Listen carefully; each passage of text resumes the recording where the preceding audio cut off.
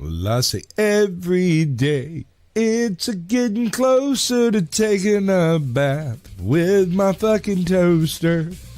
We're not qualified. Who are you?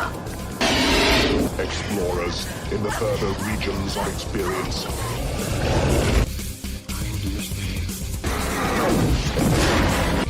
Did you not listen? Then the hell with you.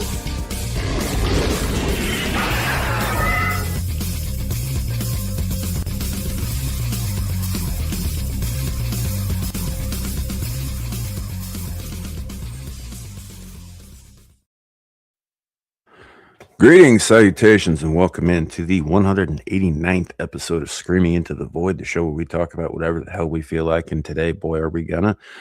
My name is Samuel the Infamous. Joining me today, we have Caucasian Sasquatch. What I do? Say hi. Say hi to the Hi. people. I'm Sasquatch. People. We have Abe. Yo, what's going on? Not much. Welcome in, everybody. We are live currently on, last minute edition, Shadow of Hawk. Yo, what up? Shadoo. What's up? Yo, We're live currently on Twix, YouTube, and Rumble, two separate YouTube channels, Caucasian Sasquatch and Samuel the Infamous. If you're in any of those places, drop a comment, let us know you're here, and we'll do our best to not be dicks about it. Allegedly. Yeah. Yeah. Promises. That said, a couple pieces of housekeeping before we get rolling. Number one, pinned at the top of the chat on Rumble and YouTube, you will see a Give Send Go link. That's for our good friend GHAL.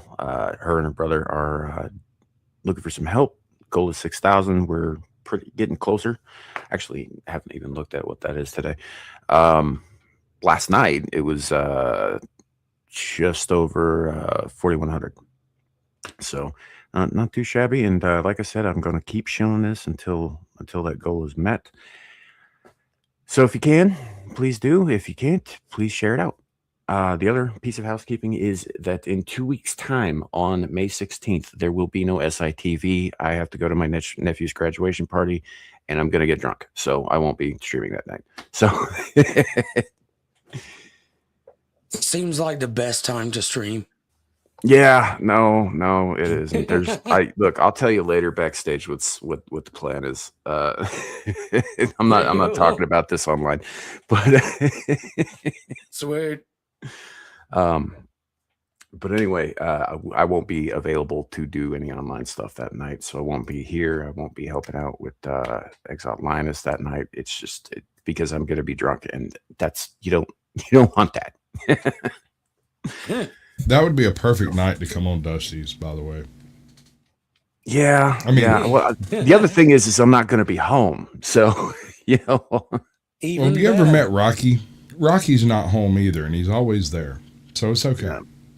So, but that said, that's really it for the major points of housekeeping and all that stuff. I want to start off the show today by first of all apologizing to the audience because I don't really have one. We're gonna wing it like a motherfucker, so buckle in.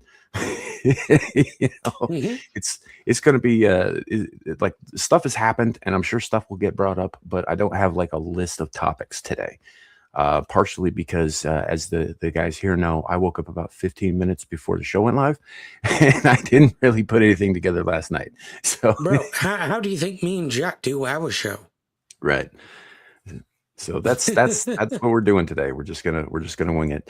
But before we get into that, I'm going to say hello to the chat. We've got Scotty Waddles Fred? up first, Oh, as he should be first.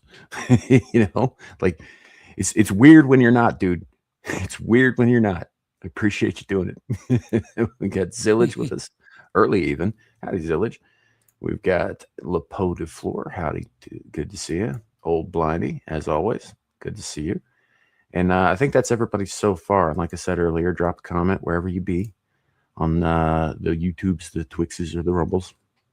I don't know why I'm adding S's onto the ends of everything. That's it's little Rublies. retarded. You Because it's probably Probably because you've been hanging out with me too much. Because that's something I I do. haven't really though. I think I'm just tired and That too. half retarded. Shadows Only of half? dog scissors. Half. Yeah, that's what I said. Half. Fuck you. I don't believe you. I think maybe part of that retardation is your Celtic. Yeah, that's possibly. We got Kane's Corso in the chat. Welcome in. Okay, so to start off, What's up, Titty Bug?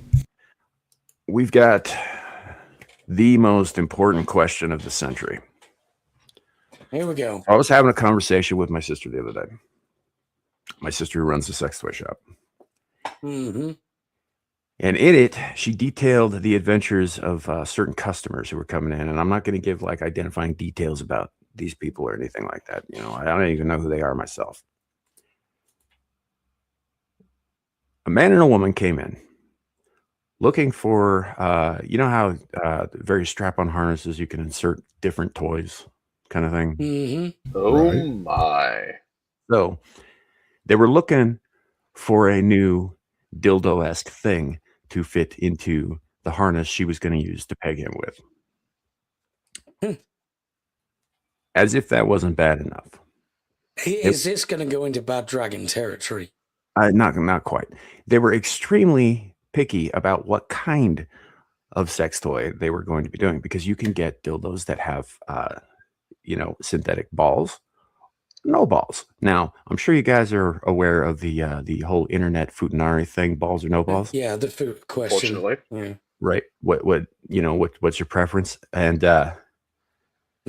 this guy claimed that if it had balls on it, which by the way, the balls aren't just for looks, it's also a backstop, so you don't end up with it like inside your colon and need surgery to get it removed, but whatever. Yeah. This guy insisted that even synthetic balls somehow made it gay. But if the dildo didn't have balls, then it wouldn't be gay while his wife fucks him in the ass with it. Why did I know this was the route this was taking?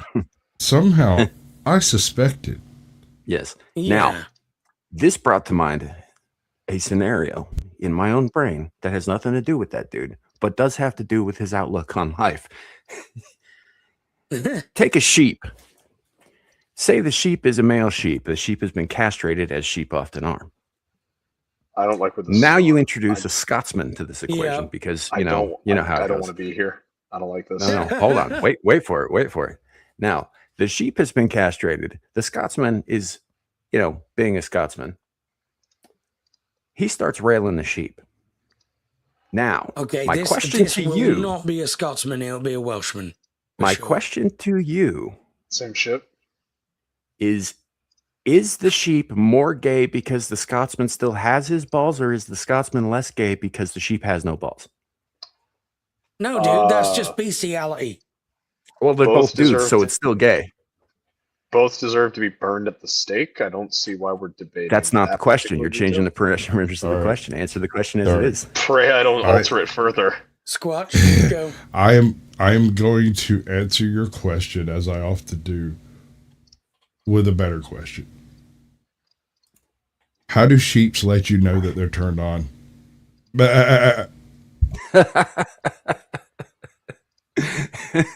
Yes, the All right, get out. bad places. Why am I? Hey, you ain't got no hook, bro. Not this week. but Why am I I think affiliated with you it's people? the entire concept is gay, and some part of that is evil, and all of it is wrong. It's There's, I mean, bestiality. shouldn't It's have not involved a gay Scotsman or in the first straight. place. So, to respond to Abe, animals have chromosomes. Those chromosomes have a male and a female, and Yes, if you do animal things chromosomes. the way, sure, and I would assume there's no consent involved anywhere None. in this. So I don't it's think the all rape. Scotsman consented to being a Scotsman. It's a Welshman. It's No not true a Scotsman. Scotsman does. It was a Scotsman before penetration, a Welshman after. I can tell you he is definitely not a Scotsman or an Englishman or an Irishman. That's the see. Here's where you're losing me, Abe. Is that's That's where you draw the line. That's the issue with the whole scenario. Oh, no. That's just where we Don't start. lie. Let's get the nationality of the offender correct first. Well, I do know that if it was Somalian, he'd be eating the sheep. Right. I mean, it's just trying to blow up my whole, like, you know, why do Scotsmen fuck sheep at the edge of cliffs is so they push back harder joke. Right. There's not that many cliffs in Wales. But there are in the Highlands. There are some big ass and mountains. people get fucking weird in the Highlands. It happens. So I think it's all gay and everybody gay. think I'm right. Fair enough. I mean, I personally, I think fucking an animal supersedes being gay.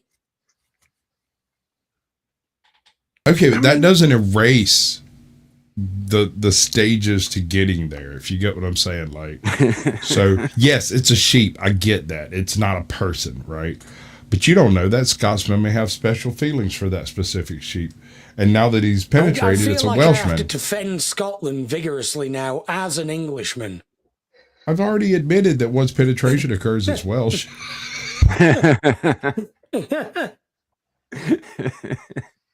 All right, I'll make you a deal. I'll stop bringing up the Scotsman if you can go say that one Welsh village name that's like 7 miles long that got 4 signs. Well, but you only get 2 tries. Everyone pronounces it as go go goch. But that's only even part the of the locals. Name. Yeah, because it's a really long, stupid name. Yeah, and it's really fucking stupid. And it translates into something like the town between the river and the forest, above the this and below the that and next to the this, but not that one over there. Yeah. No, you see, that's what they want you to believe. What it actually translates to is the one town in Wales in which people do not fuck sheep. I don't know that that's the case. I think it had something to do with St. Tistilio, who was well known for fucking sheep. I might be making an assumption there. Yeah, to doubt. Because it's a nice place. I've seen video of it. It's fucking beautiful, man. It looks Nary like a sheep to be found. At least no one happy sheep. I've actually got a photograph of me stood next to that town sign. I'll see if I can find it for you. What is it, from like 25 feet away? And you look like an ant? It's like 20 foot long. Yeah, kind of. Aerial photograph.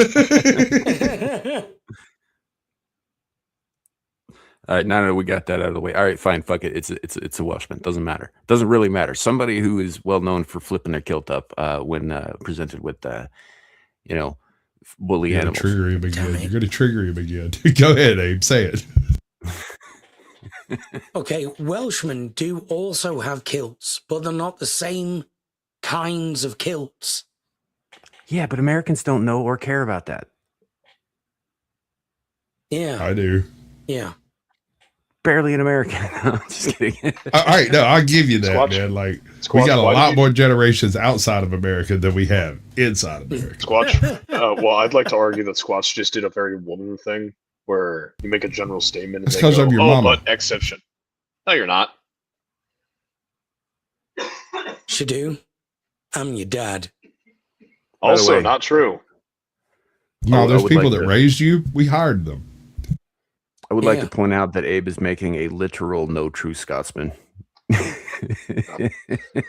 Very literal, yeah. Yeah. It's got nothing to do with the philosophical argument whatsoever. It's literally, this would not be a Scotsman. I don't think you can make that claim for all of Scottish history. Okay, all right. Can we go with Australian and just skip the whole thing? Yeah. Do they have sheep in Australia? Yes. Sheep's what established most of Australia. I don't think Grant's going to take too kindly to that. He's not. We'll get together and care later. Besides, he doesn't watch us. No one watches us. No, he does. He does actually. Agree that they're Aboriginal Australians. No, that's just racist. You know how it works. You can't be racist against the white Australians or the white Scotsmen or the white Welshmen. But those Abos, maybe it's judgmental to say that about Australian Aboriginal culture. Right. So I refer you to the original question. Is the sheep less gay? Or is the I don't think the fucker sheep's more gay at all. Without consent, he doesn't choose anything. So the Animals sheep aren't is a gay or victim. straight. The sheep is a victim in this mechanization, right? The guy, however, Animals is like to both fuck. sick and gay. They don't like to be forcefully fucked, that I'm aware of. I don't talk to animals. But I would assume that I don't. Okay, there it is. Yeah. That's the Yeah, thing. Okay, Yeah. so without consent, the sheep has no bearing on the gayness of it. Male, female, none Now of that hold on, matters. hold It's on. I do actually non-consensual. I do have a question actually. Sam said a Scotsman, like an actual like descended from This the is people that were killing where the Roman we end up. Scotsmen, the people who were fighting Romans and Saxons and Angles Scotsmen, or I have a piece of paper, but my ancestors are from fucking Morocco Scotsmen. No, I'm talking about somebody who lives in Scotland sometime within the last fucking 500 years. Right, but that Or could 1,000 years, include whatever. that could include someone whose ancestors are Moroccan, Stop it. Get or some someone help, whose son. ancestors are actual Scottish. So I want to know, like, is it someone whose people are known for fucking animals, or like someone who's not? Scottish people are not known for fucking animals, no. Right, but third worlders are. So again, that comes back to the question: are we talking about an actual Scotsman or someone from the third world? Hold on, that just opened a whole new fucking chapter of the concept. It's a You're gonna have to work hypothetical. with I me don't on think this. it's that deep. But you're gonna have to work with the me on this. actual nationality of the person, I think, is largely irrelevant. Well, So- no, it does, because if they're from the third world, they're just inherently gay. No, so here's the thing about that, right? there is a reference, as I understand it, in that their book that them Slama dudes like to fuck around with, and you know, the Admiral Akbar and snack bar shit. Anyway, if you hold coitus with an animal, you must dispatch the animal. Weren't you the one who whatever this was before? Dispatch the animal immediately in halal manner, and then dispose of it to the they don't call them Gentiles, the infidels. They should be burned, right? And then it's not unclean to do so. And I'm like, okay, so let's apply this to our Welshman. What does he do with the animal afterwards? I mean, Because if he serves him tea and crumpets, that's a little gay. I was gonna Well, say, yeah, no, I yeah. don't know, take him out for a night on a town, show him a movie or some shit. I mean, I Can you personally think imagine that's a that little sheep's backwards. I evening? figure if you're gonna do something like that to an animal, you should treat him to a good time beforehand. But whatever. Okay. But it's what happens after. I think that Take might out be more to dinner.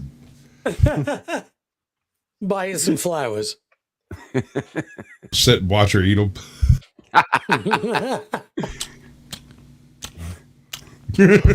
Oh yeah, chew that cud, baby. Yeah, eat those fucking tulips, bitch. Anyway, yes, ladies and gentlemen, this is how we're starting the show. this is I This had is to bring it already up. a great show. I was Yeah. having What? like I said, I was having this conversation with my sister, and she's like, I don't know. Like that was her answer.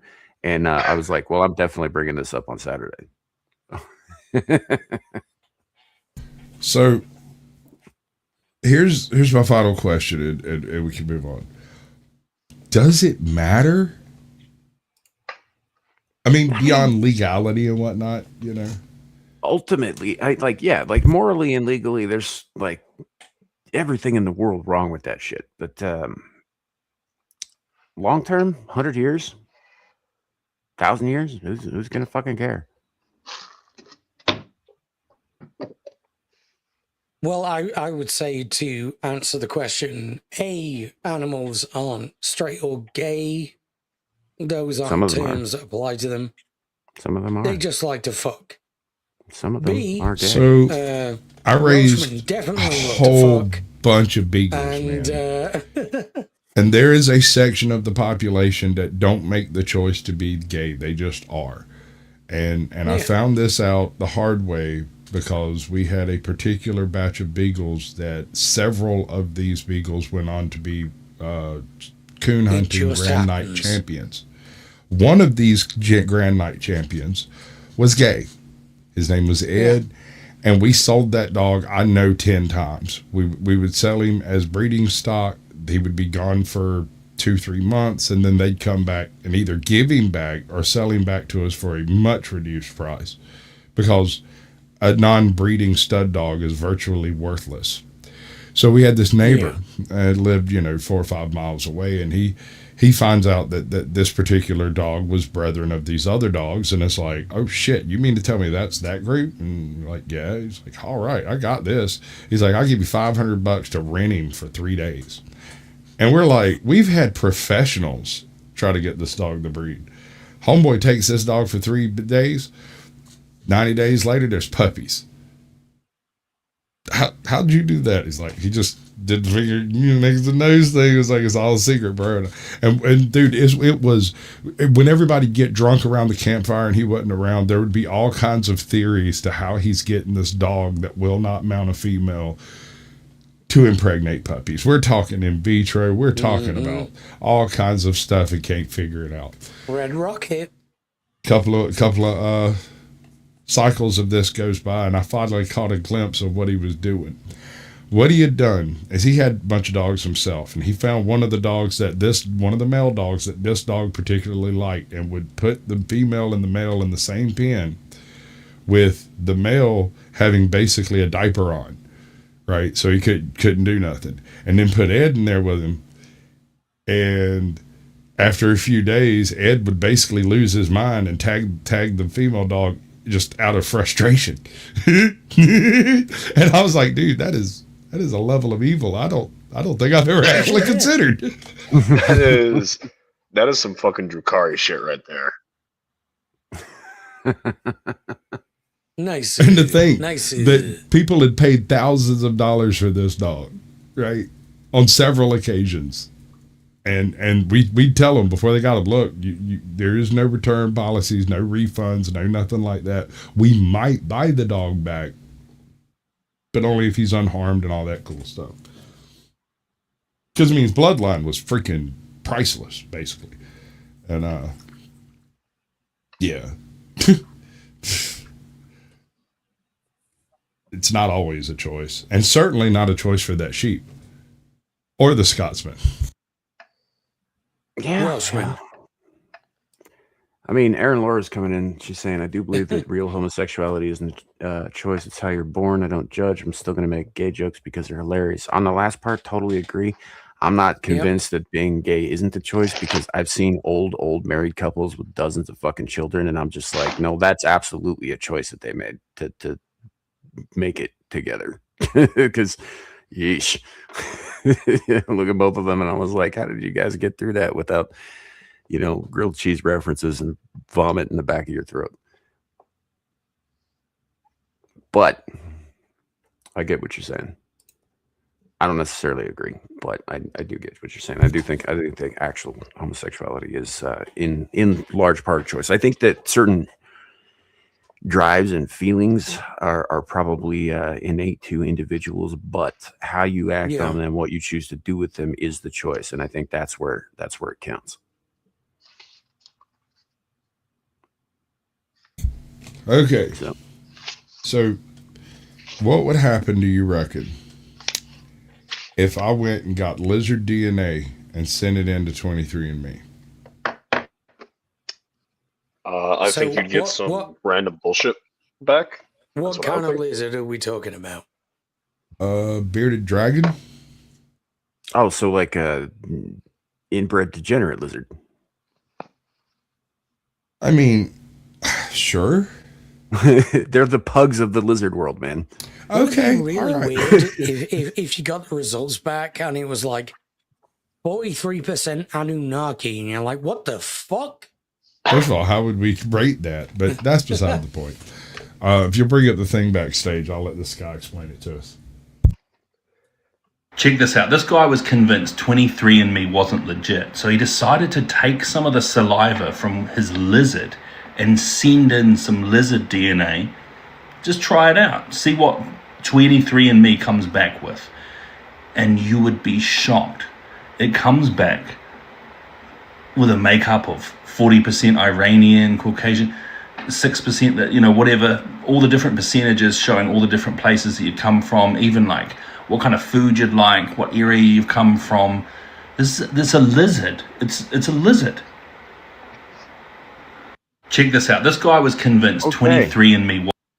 That makes sense. That makes perfect sense to me. Yeah, that's because I've always said that don't do that. Don't send your fucking DNA out to these people because they're not there to help you find your genealogical roots. They're there to collect data, and they're collecting your data, and you don't know what they're doing with your data, and everything else is superfluous fucking nonsense. They're selling you something that isn't. Yeah, if you did this real. with a chip, it would come back like almost identical to a human's. Well, no, that's what I'm saying is they're not actually testing the DNA. Like I think the guy in the video is correct. They're making this shit up because that's not what the product is. You're the product. This makes me feel better. Actually, this makes me feel really, really good because apparently my mom at some point did this, and I found out that I'm because of that 0.02%. No, 0.02% 0.02% Ashkenazi. Mudblood. Right, okay. Jew. Here we go. But because this is all fake, because we're finding out that this is fake, I'm feeling like that's actually fake. Actually, you're absolutely right. You're 100% Jewish. Here, I'm just gonna go message my brother because he had a bigger crash out than I did about this. Let me just let him know. So, about that, you understand that DNA is basically 4 tag molecules, right? Mm-hmm. And how they're arranged and in what order they're arranged determines all of the expressions and all of that stuff, right? Okay, so if you took a horse's DNA and you put it into this system that only looks for human DNA, it would only look for matches and sequences and would come up with something probably looking a bit like this. There's one problem with it, though, and I'm not sure this even accounts. A lizard's DNA has like 500 more base pairs than ours. It's like got a bunch more shit in it. Yeah.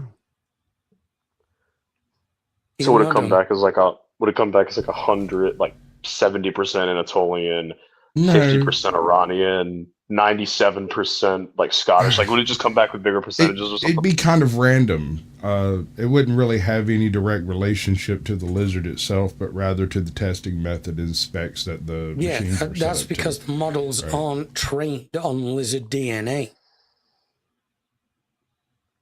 I mean, you tell it's a human when you put it in there. It's like, this is human. What kind of human? Yeah. Okay, it's this kind of human. Can you trust that? I don't think so, myself. But I don't have any evidence to tell you that they're joshing it anyway. So, whatever. Well, that's kind of where I'm going. Is like either the people who are running 23andMe are aware of that, or they're not. Yeah, but like 60% of human DNA is the same as a banana. And bananas are delicious. That explains long pork. They're shaped perfectly for the human head by God himself. Oh, wait, no. That was selective engineering. My bad. That wasn't God. I don't know who the Christian was that said that, but I'd really like to shoot him with paintballs at night while he's walking his dog.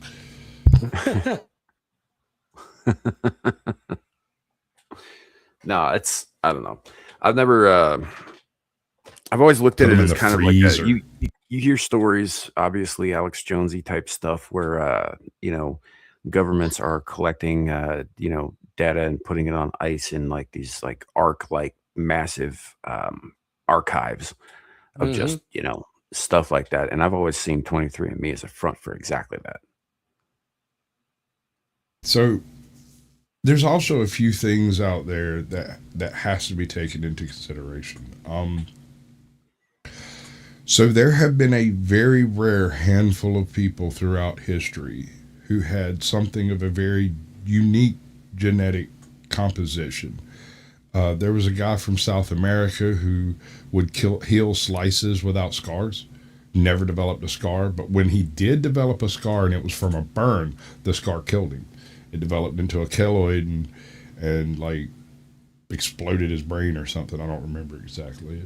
It stopped me from being able to breathe or something. I can't remember. But they were in the process of trying to break down why his healing factor worked the way it did when he died. And when he died, they kind of lost the ability to actually tinker with his living genome. There are other people, you know, some of this can be achieved through extensive lifetime training, you know, like some of the yogis and some of the Buddhist priests and what. Why do you always eat chips in the middle of the show, bro? Every fucking time, man. It's the Jew in you, isn't it? Isn't it? One, because it annoys you guys. Two, it's trail mix. I don't care what it is, man. Stop the crinkling. Tommy. In a few minutes, he's going to be over there squeezing his water bottle to the tune of 99 lift balloons. I mean, his juice box. Anyway, what I'm getting at is having the human genome at the fingertips. That's really cool, right? This can give you an awful lot about, you know, the types of struggles your specific genetic heritage has been through. But there's a lot missing there. When you inherit your genes from your parents, you don't actually inherit clean copies of them. You inherit a weird mix of them. And so 90% or so of the genes that your parents carry, not 90, it'd be like 45 or something like that, but it's 45 from both sides. So you only end up with a very unique sequence of traits of your own. That's what we can't figure out in the greater scheme of things, is how that actually works. Like, what is it that's different between me and Sam that made Sam but made me with bone spurs, right? Sam, he's over there, he does what he does. You look at our genes, not too different. Oh, we all coughing today. Okay. I'm going to die. Fair enough. Yeah, I don't know, man. Sasquatch has got the genes for dying from coughing. Just a little bit. Right. Mutation. I'll get better. That's all it is. But my point is like... I don't know the right word for it, but yeah. My point is there are individual traits that are literally individual. Mother Nature's kitchen, you can't test for this stuff. The only way to find it is basically in nature.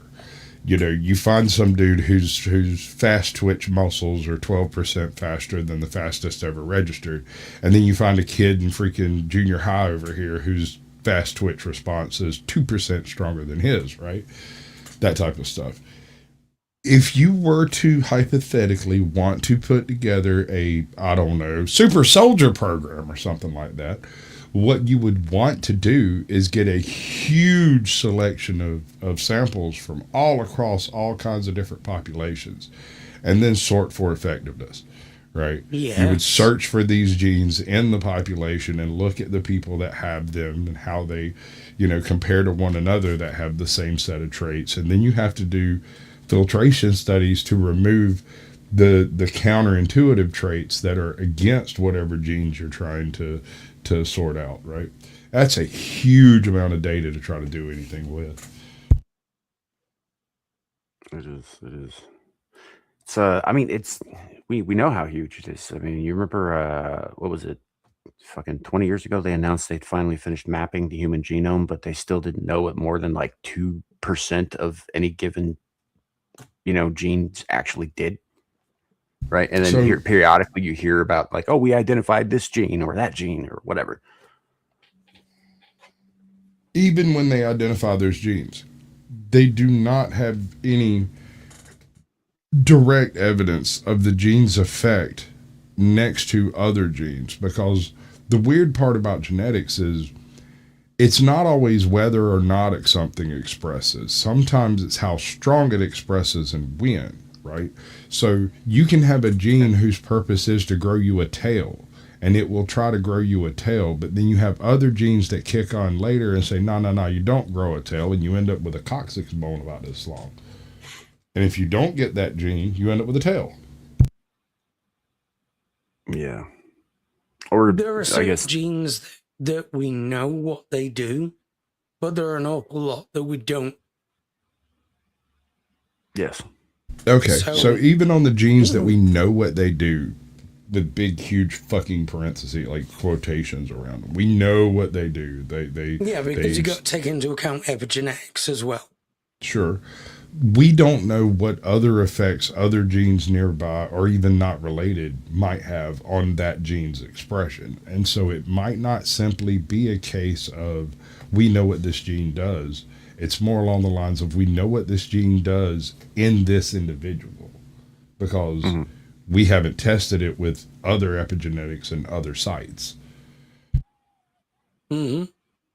Well, and then you take into account the fact that like some genes are inactive, right? Some genes are you got your active genes and you got your inactive genes, and the inactive ones seem to be outnumber the active ones, and we don't know why they're inactive or how they would interact with the active ones if they were activated. So here's a weird thing about that.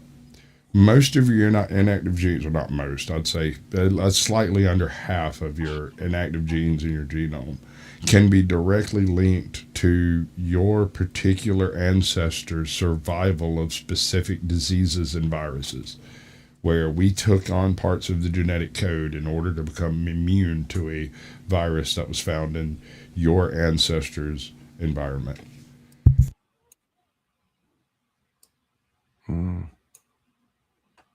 Yeah. I don't know, man. Obviously, I'm no geneticist.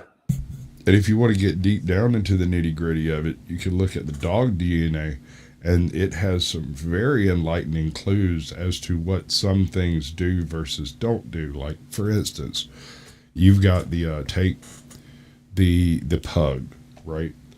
You would expect to find that the pug has a lack of certain genetics to create that little pug face, right?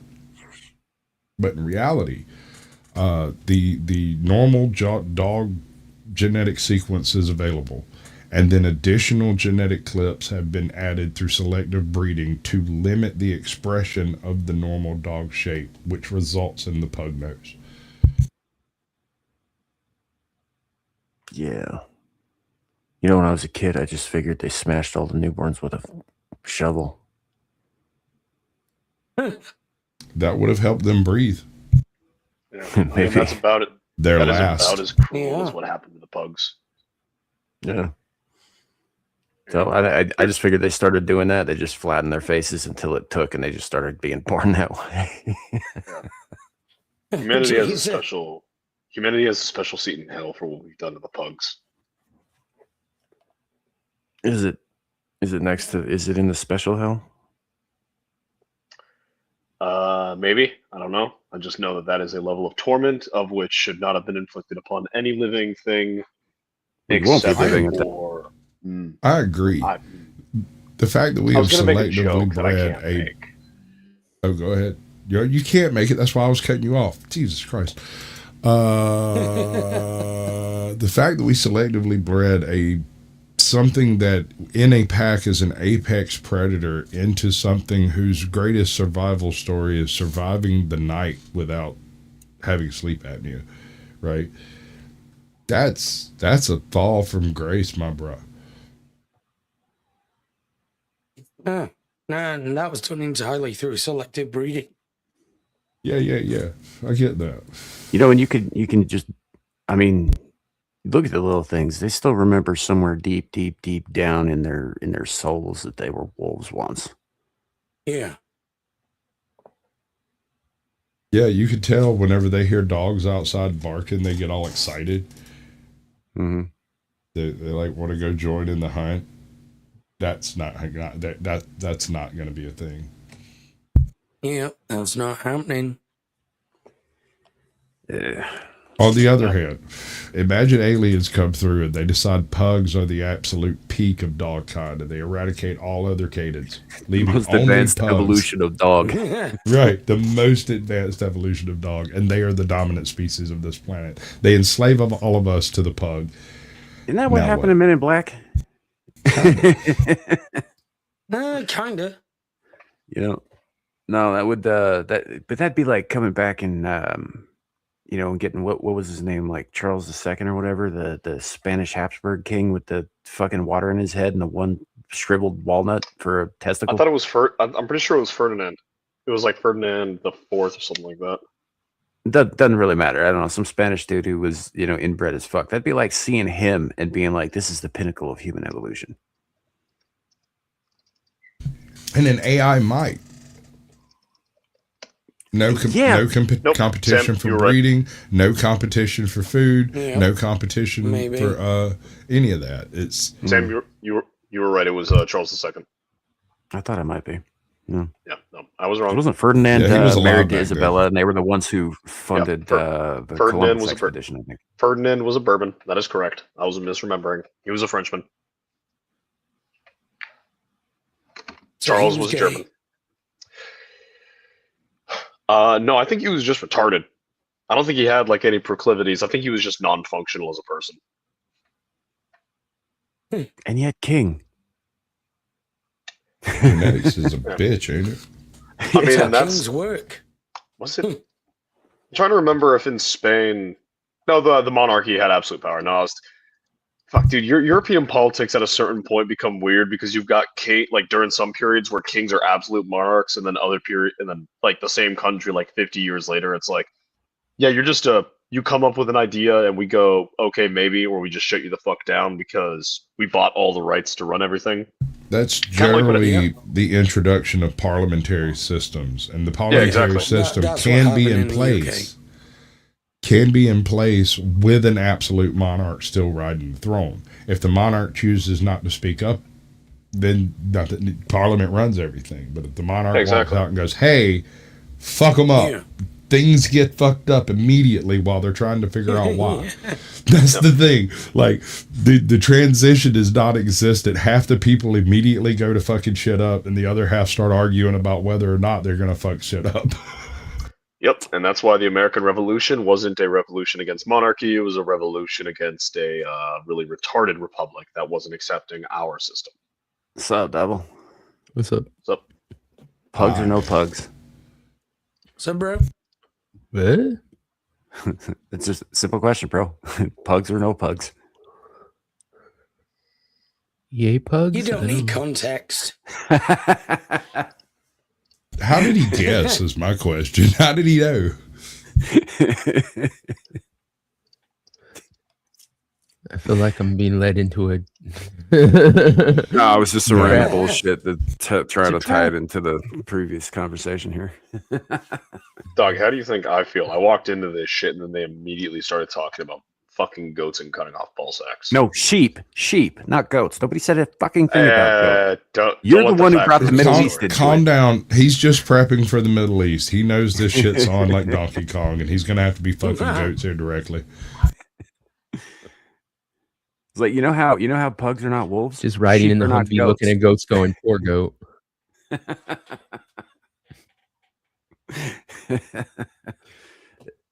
Oh man. Anyhow, welcome in. So I got another question for you. If Mhm. the plural to mouse is mice, and the plural to goose is geese, shouldn't the plural to moose be meese? Yes and no. I mean, by any rules that make sense, sure, but we're talking about English. Yeah, English is a bastard language. It's a mix of Celtic, German, Yeah, French, Yeah, it Nordic. doesn't really like- make sense. It's like the English themselves. It's just a bastard mix of generally Northwestern So- and Northern Europe. What they did was they took all of the words they'd ever heard and threw them at Latin until something stuck. Something like that. Moosin. I like that. Moosin. I like moosin too. That's good. I might use that in the future. I'm gonna try and make that a thing. I mean, meese is fun to say, but moosin is serious. That's got some weight to it. That's like horror movie. By the way, vibes. did you see my thumbnail for this one? Yeah, with Betty White, that was fucked up. Man. Yeti on a Betty. Yeah. I went Yeti in a Betty, but sure. Yeah, okay, Betty on a Yeti. You've heard of Elf on a Shelf. Right. I mean, of all the Golden Girls, I Sasquatch guess. fucking mounting Betty White. Little Betty No, it's White just doll. it's Yeti and Betty sitting there smiling at the camera, and over the thing is the caption, "You've heard of Elf on the Shelf. Now we give you," and you're supposed to come up with it yourself. It's Yeti and a Betty. And instead of switching positions of the little characters every night to confuse your kids, you change the sexual position. First of all, your kids aren't involved, Son of sir. Betty And White second of all, over. you're a terrible person. But you do call yourself devil. I'll let that go. You're the one on top of Betty White, man. You Leave the poor wish lady you alone. were. Don't lie. I She's been mean, dead, not what, 5 currently. years now? Yeah. Well, she It's long enough for the woke worm up the late. earth to do its work.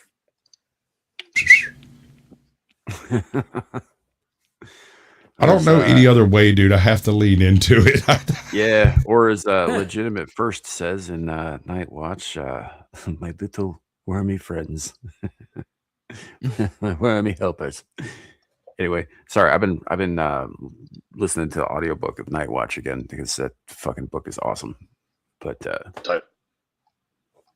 there's a character in it, for those of you who don't read Terry Pratchett, whose name he's a gravekeeper. He's a grave digger, lives in the crypts with all the corpses because he likes the company.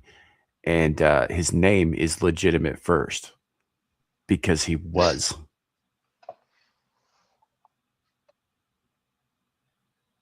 If that joke is lost on you, that means his parents were married when they had him. You're gonna have to.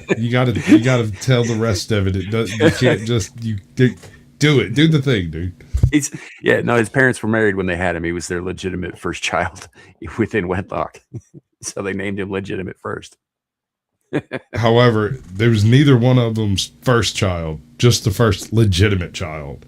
And the rest were also not legitimate. So he was the legitimate first. And that's his name. Yeah. There's all kinds of fun names like that in there. Like you remember there's a character whose name is like Bestiality Johnson. And or Carter. I think it's Bestiality Carter. And when asked about his name, so it's basically very simple. There are 7 brothers and 7 sisters, and all the girls are named after the 7 virtues. So the parents, just being simple country folk, thought it would be appropriate to name the boys after 7 horrifying sins. I think my favorite book name I've come across in all of reading was an Orson Scott Card book. I'm not sure which one in the series, but it's the Alvin Maker series. And there is a guy in this motherfucker named Armor of God. And I have had that poking around in the back of my head as a middle name for my kid since the dawn of time, bro. Imagine it. James Armor of God. Come on, that is the hardest freaking name ever. My first kid is going to be called Nebuchadnezzar for sure. The 3rd or 4th or whatever the fuck we're on now? The Great. Well, no, there already was one. And then there was Nebuchadnezzar II who went crazy. The Great I mean, you could call him Nebuchadnezzar Maine because Charlemagne was just Charles the Great. And you know he's going to grow up, be a woman, and call himself Nebby. I talked a friend of mine into naming a newborn kitten that once because, as I was right, by the way, turned out to be an absolute bastard. Don't you believe all cats are bastards though? So it kind of like it's not a belief. It just is. Get out. I like names that kind of like how that book was that like either counterpoint each other or connect in some way. So I always thought if I had like twin boys, I'd call one of them Hunter, Shooter, and Fisher Caster because I'm stupid that way. So that's right. You're stupid that way. That's true. I am. I'm glad you realize it. Self-awareness is the first step to helping yourself and things I am like very that. Self-aware. Thank you, Sasquatch. So I can't even say I can't say my other favorite name combination because the baby mama decided to name my daughter that. So I'm not saying it out loud. Fair enough. But it is also from a collection of books, different books, but Adolf. Yeah. Not painters, bro. Yeah. And not that book. Hell, infantry. Well, I just can't get out of my head because you mentioned Armor of God, and now I'm thinking about Constable visit the infidel with explanatory pamphlets. Yeah, this is the infidel. Well, you know, one thing about at least that particular group of people, they changed their names to join that particular church, right? Mm-hmm. Armor of God was named Armor of God by his father, who named the other one, I think it was Sword of the Lord, Blade of the Lord, something like that. And one was a merchant, and the other was a soldier. One was also an asshole and completely subverted by the devil, and the other one met the devil and shot his ass. It was like 10 seconds. It wasn't even. Well, no, the thing is like Armor of God encounters this unmaking spirit on his knees in a church that had not been consecrated yet, and so he sees what in his mind is the heavenly light of an angel, right? When the brother encounters him, he's trying to get into the Wabash Valley or whatever it is, and the Wabash has a curse over it, and one of the things that this curse does is keep certain types of spirits from being able to enter and exit. And so when he's coming home, before he gets to the last bridge across the Wabash, he encounters this apparently heavenly specter. Beautiful, wings, angel, everything, blam. And then he crosses the bridge quoting the bit about how until the end there shall be no clues. You will not know, right? No man shall know the time. And the fact that I could shoot you down with a 45 also means you're not God, bitch. Back off. Because if I pulled the trigger and nothing happened, we might have to take consideration on it. But blam, and he turned into an inside-out rug? Yeah, nah. Splat, shit went all over the woods. You're not God. Right. I could tell by the way my 45 fucked you up. Yeah, if it turns the bubbles in your hand as you pull the trigger, then right, what's going on? We definitely got to do some reconsiderations of what it means to be a miracle. Right. Speaking of nothing in particular, have you guys been following this bullshit with all these conservatives carrying water for Andy Serkis's Commie Pro Animal Farm? Yeah, because it was distributed by Angel Studios, who is notorious for Sound of Freedom and other such films.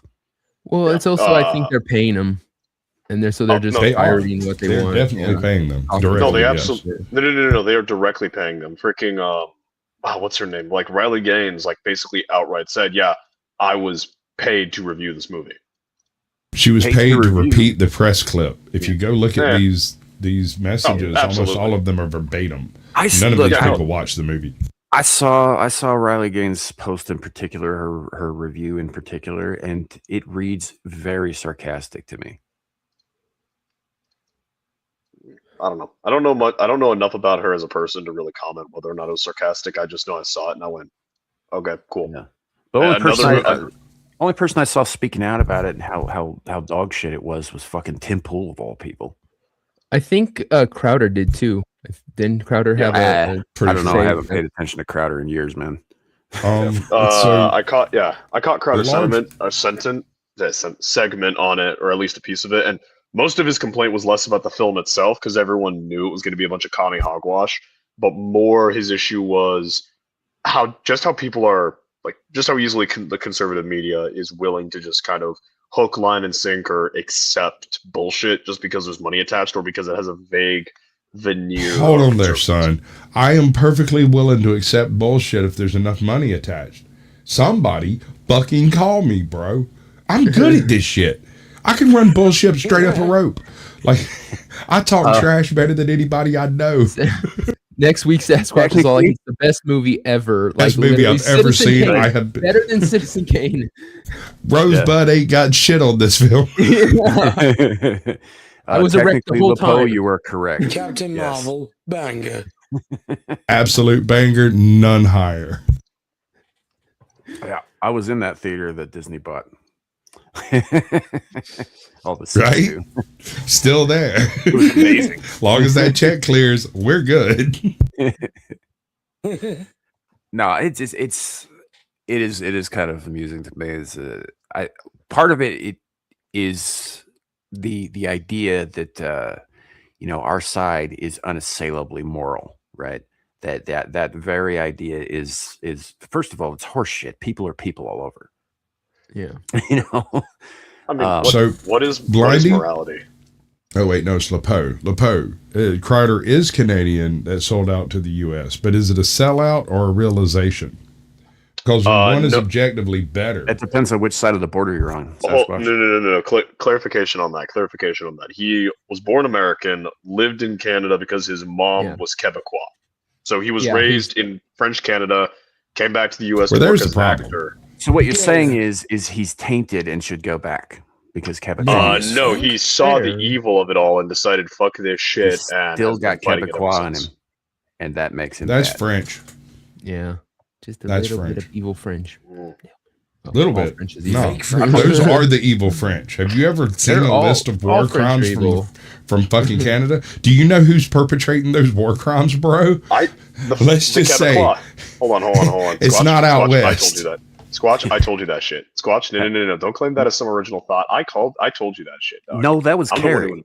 Carrie's the one who him brought that shit up. Nope, I told him that because I got a buddy named Lightning John over in my buddy Ice's Discord who would vent every single time someone made the French invented war crimes joke. He's like, no. That is stolen valor. The Quebecois are the ones who did all that evil shit.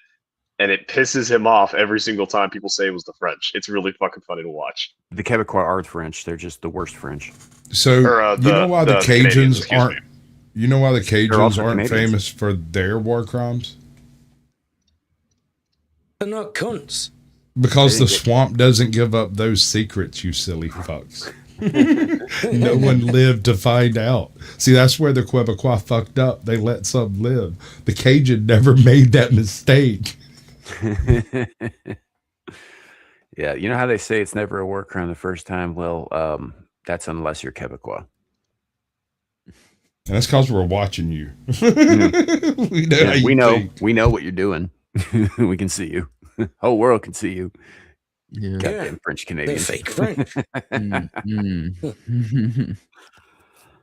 But it does beg the question, like first of all, why are people so convinced all the time? Like, oh, my side's the best side ever. Nobody over here is, above reproach. It's just every fucking time you get people crashing out about like, oh my God, somebody who claims to be on my side shielded for something that I don't like. Yeah, it happens. It ain't good, but it happens, and it's to be expected. Well, it's because there's like this weird delusion that some people have where they believe that their side is that goodness is absolute, and that the people that they must follow someone who is absolutely good. And if they pick, and then you also have the added addition of a lot of people are terrified of being wrong because that also makes them bad somehow. So when you have the combination of I can only follow someone who is perfectly good, paired with I can never be wrong, you'll see defending of some heinous shit. Like, look at all of Hassan's followers who claim to be good and moral people, and then they'll see him do shit like allegedly go to a brothel with underage girls. Oh, he went to the brothel. The brothel allegedly had underage girls. Listen. I'm defending Squatch's channel. I'm defending Squatch's channel by putting the allegedly where I did, or allegedly shocking his dog. Where, well, no, he didn't do that. That wasn't alleged, dude. That was fucking live. Like there's video of him doing it. Okay, my point is, his audience will look at him do some heinous shit and go, "Well, I supported him, and I could never be wrong. Ergo, that's not true, and he must actually be good because I would only support a good person." And this isn't just exclusive to leftists as well. Those of you in the chat who think, "Oh, this is all humans." This is part of the reason I don't like humans. This is because these kind of biased perspectives. You're are just talking about confirmation bias. I think it, therefore it's right. To an extent, classic hubris, son. Yeah, that's every single human being to a T. Yeah, it is. Are you wanting us to disagree? No, we're not going to disagree, sir. No. You've cracked the code. Congratulations. If I wanted you guys to disagree with something, I would say something completely fucking out of left field. I mean, I could just pick you off the panel. That's how that works. You know that, right? Yes, listen, I'm not. You can cut out the man's tongue, but that doesn't make him wrong. It just means you're scared of him. Or no. What I'm scared of or is annoyed, crinkling or noises coming annoyed. out of left field.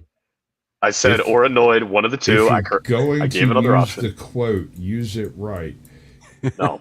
To cut out a man's tongue does not prove him wrong. It proves you are afraid of what he might say. Yeah, more or less. Or annoyed. Yes, I added that. Yeah. But yeah, no, that's been kind of the thing going around. It's just like, oh, there's been a bunch of well-known quote unquote conservative quote unquote influencers, and yes, I used double quote unquotes there, because honestly, I fucking hate everything about that sentence. But and they're shilling for this movie, and they're saying, oh yeah, it's this great thing. Oh, I'll definitely go see it. And there's on the other side all these people who are just like, how could you betray us by siding with this obvious comic shit? And they're pulling up receipts, which to be fair are there. I mean, Andy Serkis did say he wanted to not focus on Stalinist Russia, which is what the book is a fucking critique of specifically. And more on I just got an email from Smartwater. Should I sell out? I have the opportunity. Yeah, I mean, look, it's what it is, you know. And yeah, I mean, honestly, I think there probably is an indictment of cronyism in the book as well towards the end of it. But the other thing that's getting to me is the left going on and on about like, oh my God, you didn't know that Orwell was a fucking socialist? This wasn't a critique of socialism or communism. It was a critique of capitalism because Orwell was a socialist. I was like, all right, first of all, different breeds of socialists fucking hate each other, and y'all should know that. Again, confirmation bias. You know, and he certainly knew that on account of he was fighting alongside fucking Spanish anarchists against the fascists in Spain during the Spanish Civil War. You know? This is anecdotal, but he was also a Trotskyist, and the Trotskyists and the Leninists famously did not get, and the Stalinists did not get along. Famously. I wonder why. Maybe it had to do with something Stalin did to Trotsky. Yeah, it may have something to do with that. It may have something to do with something as simple as the groups themselves have differing ideologies long term. Well, so I was dorking this chick in college, right? She was in college. I was not. You said dorking, not narking, right? Yeah, dorking. Like, okay. I was placing my penis inside her vagina. Gotcha. So after one of these, she's asleep. And I went downstairs to outside to go smoke a cigarette and like use the cell phone and shit. And I was sitting there talking. And on the table, the little picnic table next to me over there is a Marxist, a Leninist, a Trotskyist, if that's a thing, and an anarchist. And then a couple of just rando people that I couldn't quite identify. Now, these people were easily identifiable by the fact that they were wearing T-shirts to support their brand of socialism, communism. Right. Oh, there was also who's the dude? Fucking Che, that guy, Che Guevara. Che Guevara. One of those guys, and they were sitting there and they were talking about having the same conversation, but no two people were actually having the same conversation. It was so enlightening that quite often, late nights on YouTube, dealing with panels, I flash back to that scene because it's an identical exchange of information, meaning none. No one is picking up what anyone else here is putting down. No two of these people agree on any particular point, or any two particular points, right? Now, they all want to seize the means of production, but they want to have them themselves, and they lie to themselves and say they want it for the better good, right? But the reality is they're just greedy little bastards, and since they don't have the power to take it, they want to give someone else the power to take it and then give it back to them. And that's not how it works. It's the same thing that happened with the Grand Republics down in Latin America. Only down there, it was a case of we all want to be free from Spain, but each of the different groups had a different definition of freedom. The Peninsulares wanted to be the ones in charge. The Criollos wanted equal status to the Peninsulares. The Mulattoes wanted to have equal status to the Criollos and Peninsulares, and the slaves just didn't want to be slaves. And all of them couldn't agree on that, and so the Grand Republics just kept failing to the point where their establisher, Simon Bolivar, was like, we need to be more like the WASPs because at least they know how to be moral and good people. And Well, it's the issue. It's the issue of like selfishness and the desire to be the correct one always causes people to self. To a degree, yeah. But in George Orwell's case specifically, the man was an idealist as well as a socialist. He believed that the utopia could be achievable. He just saw most of the path. It's sort of like that scene in Infinity War where Doctor Strange is like, out of 14 million possibilities, only one leads us to the desired result. That was Orwell, right? He could see all of the other branching paths and where they would end up and how that was all bad. He wasn't for totalitarianism. He did believe in the common utopia or the socialist utopia. He was wrong about that, but he was an idealist. And that's the thing they always leave off. They're like, well, he was a socialist. I was like, yeah, but he believed in the best in humanity too. You don't.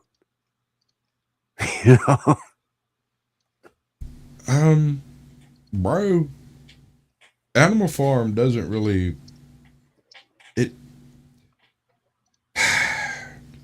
I'm not saying he wrote about the ideal societies. Obviously, they were all dystopian as fuck. Yes. But the whole point, from my perspective, of the book Animal Farm, was as a critique against isms in general, because specifically any ideal Stalin and Stalinism. Sure. Communism, socialism, collectivism, all of the isms over there, including capitalism in the pigs, right? The communist pig dogs. The pigs, right? They took on the role of farmer, and next thing you know, poof, what was it they said? Some are more equal than others. Yeah. All animals are equal, but some animals are more equal than others. Yeah. 4 legs good, 2 legs better. Right. So chickens ruled. And Aristotle, fucking Diogenes was right.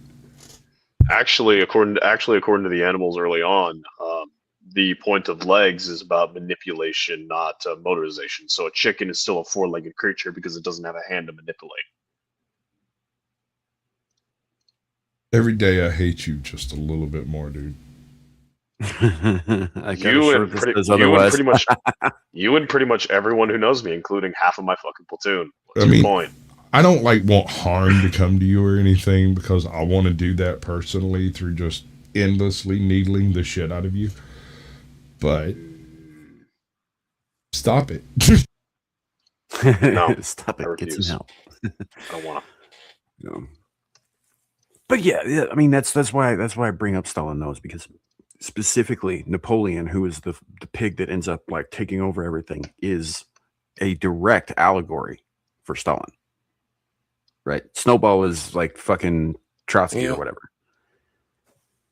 Who gets all run off and all that stuff. But there's this one scene in that book that I don't think any movie, cartoon, or anything has ever properly conveyed.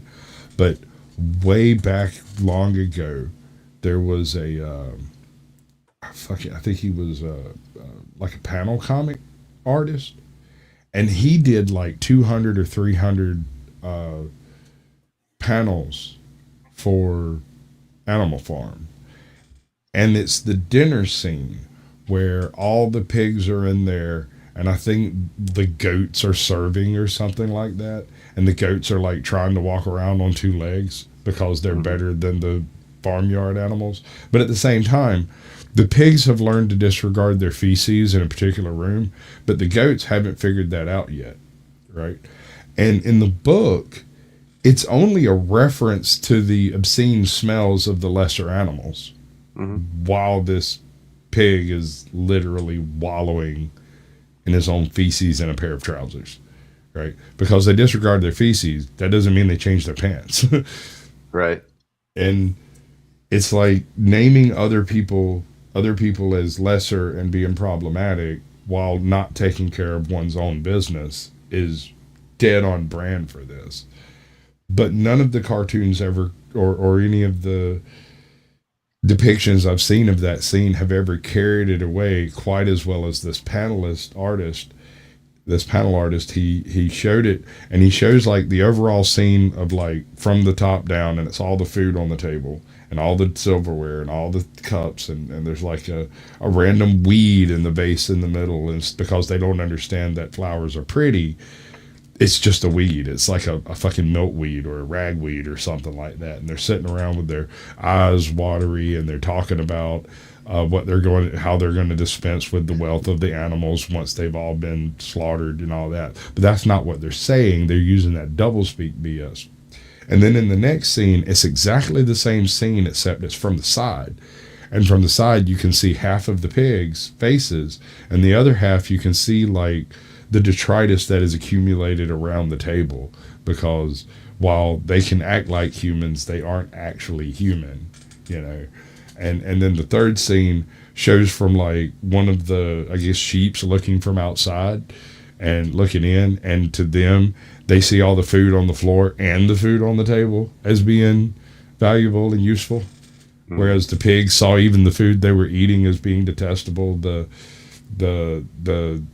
goats saw the food on the floor as nothing more than, you know, cast off. And the sheep from outside sees everything inside as being great. And that's kind of what you've got when you have multiple isms trying to have a conversation with each other. Everyone uses slightly different definitions and meanings, and no communication actually takes place. Or even worse, there's a shared understanding, but because you have two completely opposite starting points, that it doesn't matter. Well, it's kind of. Dude, we just said the same thing. Yeah. No. There is a difference, I would say, where what you're talking about is miscommunication due to not having the same like verbiage. Like if we're like, I mean, you're kind of demonstrating what he just said right now. Yes, you are doing the thing I said. Hold on. Yes. No. So the freedom example I gave with the Grand Republics, where freedom means different things to different people. But if you have two people where we're both using the exact same definition of freedom, but I don't believe you deserve it, but I do. That's what I'm saying. Where you these people are arguing over the definition of seizing and means. And production. Right. And then you've got the people who know exactly what's going on and understand the world from our perspective, but see it as a method of attaining power, as opposed to people arguing about specifics. That's what communism ultimately is a method of gaining power by telling other people we're gonna, you know, make life better for all of you too, but we're not really. We're just gonna, you know, you'll be eating from the fucking scraps on the floor if you're lucky, if we let you in the fucking barn. But we're not going to tell you that. We're going to say we're all equal. I'm just a little bit more equal than you are. Yeah, exactly. That's we're going to write it on the barn. We're going to teach you to read it. And the only way you get to read it is the way we taught you to. And you don't get to interpret it, because the definitions we give you are the definitions you'll use, even if the English language doesn't work that way. We won't even teach you to read it. We'll read it to you, because a society that can read can learn. So yeah, no, we'll just tell you what it says. Then when we want to change it, we'll just say, "Oh yeah, you misunderstood us the last time." No, that's a great point. There's a reason that Ra outlawed reading and writing on Abydos. Yeah, because he didn't want that shit to happen again. What you guys just said does not disprove what I just said. Where you have, I'm not trying to disprove what you said. I'm just you just said Squatch, and no you just one's said I said the same thing as him. with you. You did say the same thing. We are in agreement. We're in agreement. You are arguing the origin of this disagreement rather than the substance of the disagreement. The fact is, there is a lack of communication between two parties because they don't agree on basic fundamental bullshit. Why is immaterial? Yeah. That's like we're all arguing circles around each other, and we're all, which is exactly what that conversation was. Yeah. And sometimes we just like to pick on you should do. I mean, that's true. That's only true. sometimes. Yeah. Only fucking sometimes. I'm gonna get you in a chokehold, and Sasquatch will give you a pink belly. with a sack of potatoes. Like, have you had a blanket party yet? I put the soap in the sock.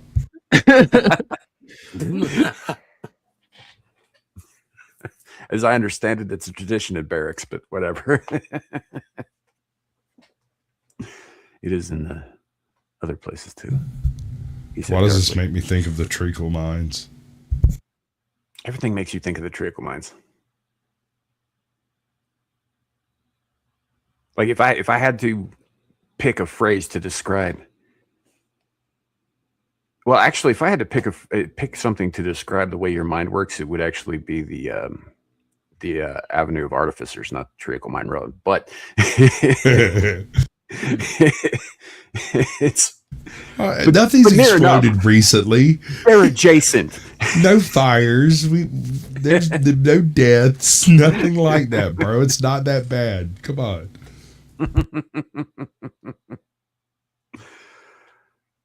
All right. Anyway, yeah, but to get back, I guess, to the original point, I guess, and not even point so much as it was, just I was curious as to how, honestly, the Animal Farm and the uproar and nonsense surrounding it is really kind of immaterial. How is it that the conservatives specifically keep finding ways to infight and implode? Because it's not a cohesive, real system. It's a combination of reactionary liberals from the 90s, propped up individuals who are trying to find their own gains. Like, there's no real actual there's no real conservative movement. Like, what is actually being conserved? The GDP, culture, like a homogenous society from the 1950s. Like, what is actually the goal of the conservative movement? Nothing. It's whatever is immediately achievable in the moment, or the stopping of progressives driving people off a cliff. That's why it's constantly bickering and infighting and failing, because there's no cohesive. It's the same reason why Afghanistan or Vietnam failed. There was no clear objective to be completed, and so the moment you suffer any sort of success or actual struggle, you immediately start collapsing. Sorry to cut you off, Devil. No, the thing is it's kind of built into what it is. You have the reason the left can grab a message and stick with it is because they're all about collectivism, while the right is all about the singular, your person, right? So we all have different opinions, and we're willing to actually express them instead of just going with the crowd. And that's the problem, is you have all these people and we agree on the general kind of overall census, but then when it comes down to the particulars, we're going to go, no, I don't 100% agree with that. The left is always going to be better than us at following the leader, because that's what they do. It's just kind of built in. I half agree. The only part is the actual, like, I do agree that there's going to be the consistency and the goal behind a singular leader and the hive mind aspect, though I do believe it's more than just, we're a bunch of, there are a bunch of NPCs, but they have a clear end goal, that being the dismantling of the current system to bring about the new system. What that new system is, they can't agree on, but they can all agree that the current system needs to be dismantled. And up until they get to the new system needing to be established, they can work together. Whereas conservatives, the sole goal is just to stop the degradation. So once you stop the degradation visually, then you run into the problem of what the fuck do we do now? Yes, Sasquatch, your hand is up. Should do. I want you to find a collectivist in 12 minutes. Where do you go? Well, given where I am, I just go down. No, you can't. You can't use anyone you actually know. I'm just saying you have 12 minutes. You pick any place on earth to start. Start now. Where are you? Oh, college. I go to a college campus. Which college? Okay, very good. Very good. Where? Probably the one I went to, because apparently it's under indictment it's under investigation for. Okay, you're getting too heavy literal left about wing. this. Yeah. Yes, I am. Mhm. That's how I function. I want to know where Squatch is going with this. Yes, So objectively, basically, where are you going with I'm this? just saying, here's my point. If you want to find a collectivist, you go find a large group of people. You go to a city, or like you said, a college would be a perfect example. Collectivists tend to collect together specifically for the power that the collection represents, right? They don't care about their individual narratives any further than they can push them within the collective. And they don't give a damn what you think outside of the collective, because the collective is more individuals than you are. And so you end up with liberals in cities and conservatives outside of cities, and a whole shitload of suburbs slammed full of both liberals and Republicans not being conservatives, right? They're not the same thing. Yep. Then you got progressives and liberals, and progressives have been trying to conflate the concept of liberalism as being progressive, when in reality it's only slightly progressive. And you got your libertarians who want to live like the conservatives in the sticks, but you know, want all the perks, all of the being liberal there. powers of collectivism. Yeah. And somehow and they think want the that's gonna county work to out in their force you to favor. accept it. Yeah. Yeah. I got this buddy about it. This dude lives out in the middle of freaking nowhere. Swears to God he's a conservative, right? I've never seen his voting record, but I could guess. And here's the part that blows my mind. Self-reliance, stand on your own 2 feet. He gets full subsidies, all of the EBT stuff you could possibly imagine, applies for every single government program that comes across his freaking notice, and is constantly all up in the county crap, talking trash and just being generally obnoxious. Do you know what all of this has gotten him? Nothing. They basically leave his ass alone out in the sticks. The only time he has to deal with county anything is when he comes into town to poke at them. On the other hand, the last time he called the cops to come do something because somebody was like popping caps through his yard, it took him an hour and 45 minutes to show up, knowing that there's a cop within 15 minutes of that place. They passed it around on the radio trying to figure out who was going to deal with this batshit crazy bastard who can't decide what he is. He's one of those defund the police, but make sure you show up. Yeah, like all the left, right? And this, but he wasn't a defund the police because of Black Lives Matters. He was defund the police because I hate the fucking government. Just a hypocrite. Basically, that's what it comes down to, right? And it blows my mind. Yeah. One of my biggest problems with the left is their inconsistency with just basic shit like that. They want to take away all your rights, but they shit their pants the second any of theirs is remotely violated, right? Right. I hate that shit. It's just ridiculous. That Nick Shirley act, dude. Yeah, exactly. Mask off, bro. I'll take away your right to say something, but I adamantly want to keep mine. I hate that shit. Like I can't deal with people like that. If I can't even, no, yeah. Oh, you can't even have a conversation with people like that. I told Sam the other day that I've been, I'm back on these dating apps because hell, you know, and all the women on there are fucking liberal. Why? Because all the good conservative women are married by 40, which is the kind of dating range I'm looking at.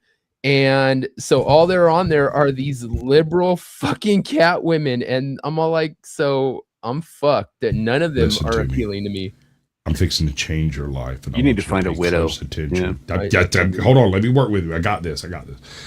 You need to start just showing up at random funerals. People you don't even fucking know. You think I'm crazy. No, hear me out, dude. You go in, you trim up your beard a little bit, throw on a little fucking Stetson, maybe get you a non-beanie hat, and you show up in a suit. You do the whole thing like you knew the guy. You walk up, you do all of that. You meet the wife, you meet the mother, you shake their hands.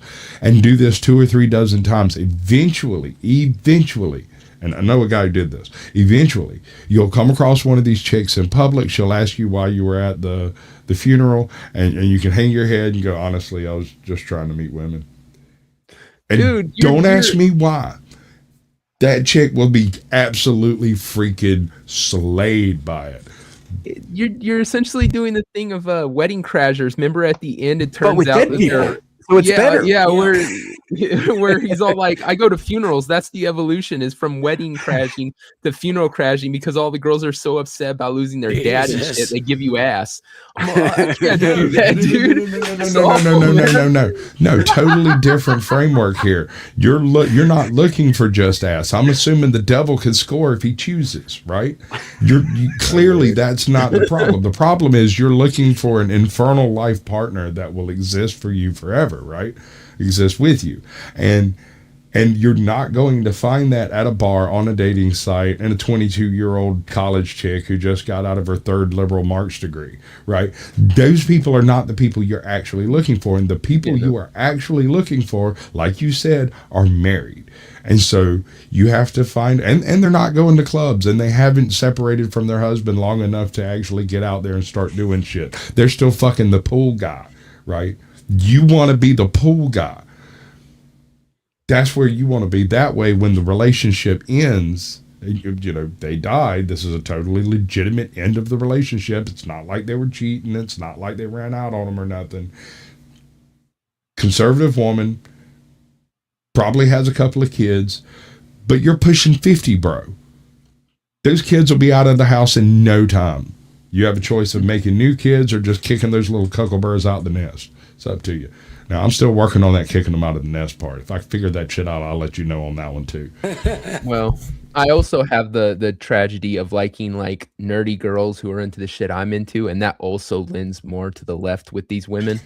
Most women who are single at 40, they're not into sci-fi movies and fucking shit that I'm into. So it still falls perfectly square within the funeral suggestion. I mean, dude, and in your age range, you're going to have a lot more opportunity to go to funerals. I was just going to let him discover that organically, dude. I wasn't going to crush it like that. Don't break his soul already. I mean, you've reached that point in your life where life stops giving you things and starts taking things away. So we'll go invest in a black suit and look for the crying women. This is not anyway. The suit could be cheap. Make sure your tie is expensive, though. Yeah. Or you could try something a little bit less. You could try something a little bit better. Have you considered joining the U.S. military?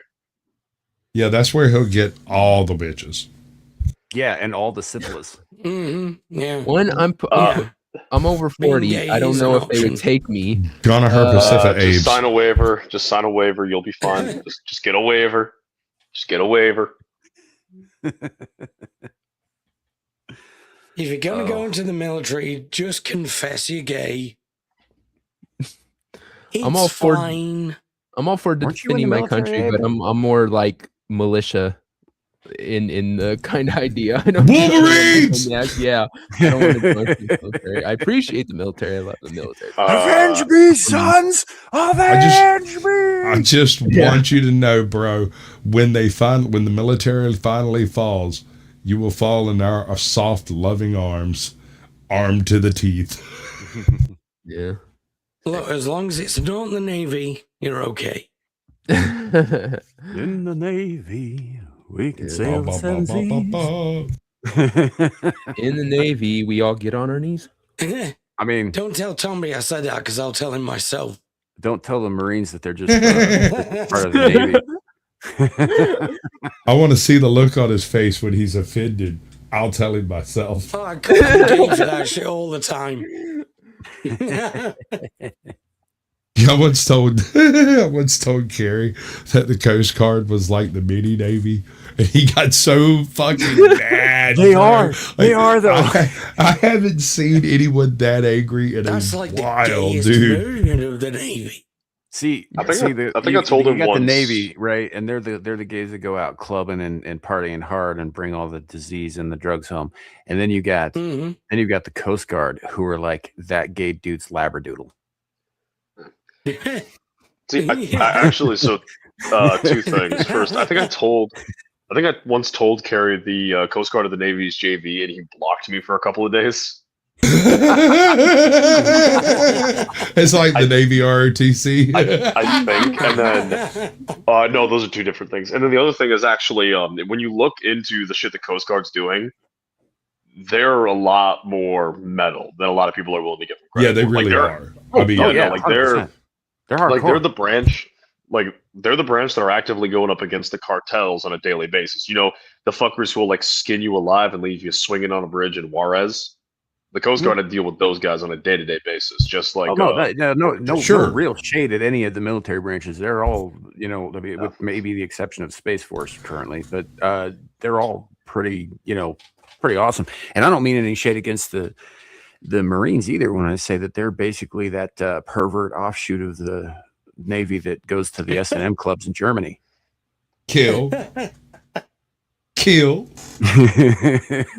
Blood, guts, and teeth, and eyeballs. Kill. You know, well, but in all seriousness, you're hired, son. I absolutely do respect what the Coast Guard does, 100%. So the Coast Guard has a couple of things going for it that the rest of them don't. There's this one specific thing. When the shit hits the fan, natural disaster style, right? The Coast Guard are the one group that just kind of zips up their pants, wipes their ass, and goes right into the middle of the fucking shit. Yeah. They just tool their shit up and go in. It's not a discussion. Usually, there's not a whole lot of top-down type administration on responding to natural disasters. That's why the hurricane that went through Georgia and North Carolina was such an unusual thing, was that there were resources placed at the disposal of FEMA with professionals capable of of managing the entire system, the logistics, all of it. And FEMA said no.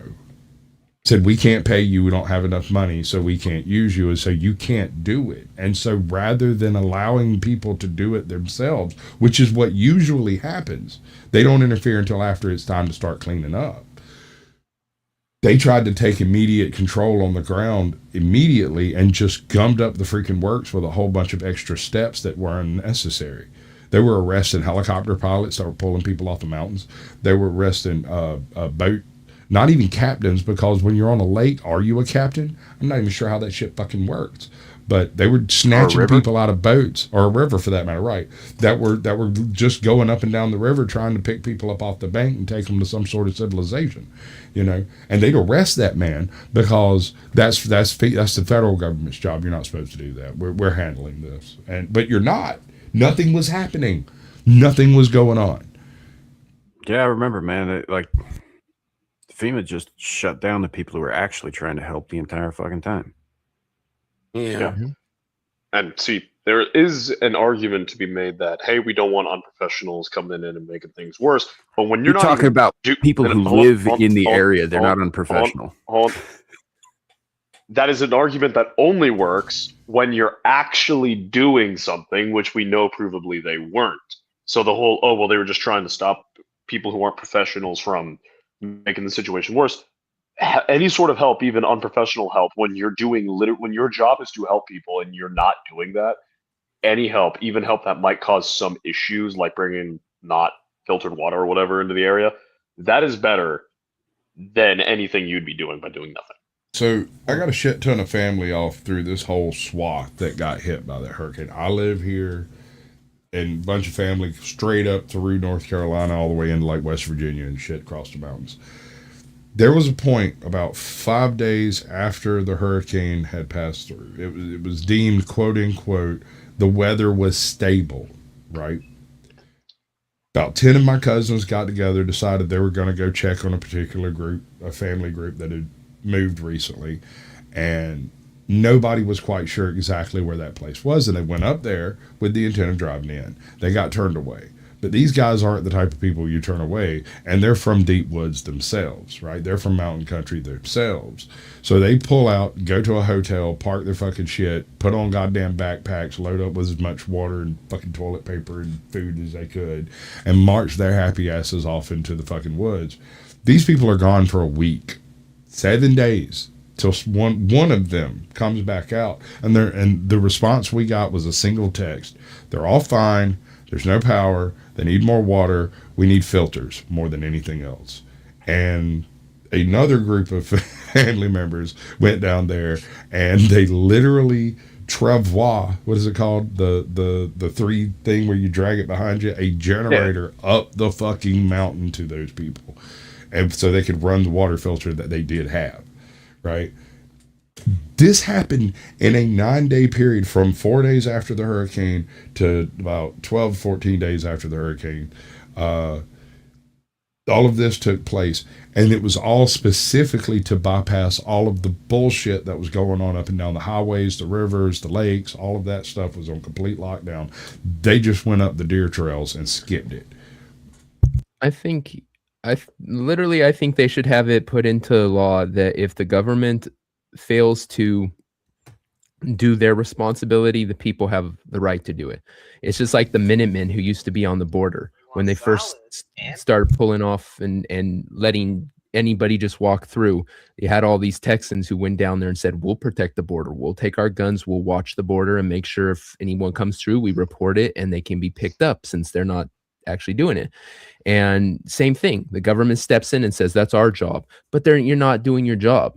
If you're not going to do your job, if you're not going to do the things that is your purview, then fuck it. The citizenry should have the right to do it and protect themselves. The citizenry does have the right to do it. In fact, it has the obligation to do it. The government will step in and say you can't do that, just like they did during that hurricane, just like they were talking about. You can't take a boat and go save your neighbor off their roof because that's our job. Well, you left them up there for 7 days while they're freaking starving, you assholes. Like, you're not doing your job. So there's another layer to this too. There are some professional groups that do this stuff professionally. It's just typically not employed on such a widespread basis. Cajun Navy, Redneck Air Force. There's a handful of other smaller groups. There's an entire horse brigade in Georgia whose entire purpose is finding people who are lost. And you can get a literal fucking 500 horsemen to show up and go search for a kid in some random forest in Georgia.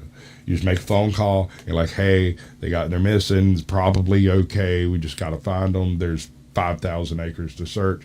And these people sometimes don't even respond. They just show up and go check whatever part of the park they're familiar with. Yeah, like there's actually an argument that that's better. Why? Because these people know the area. They don't have to get a bunch of paperwork together before actually doing it. They just get their ass out there and do it, and they know how to do it.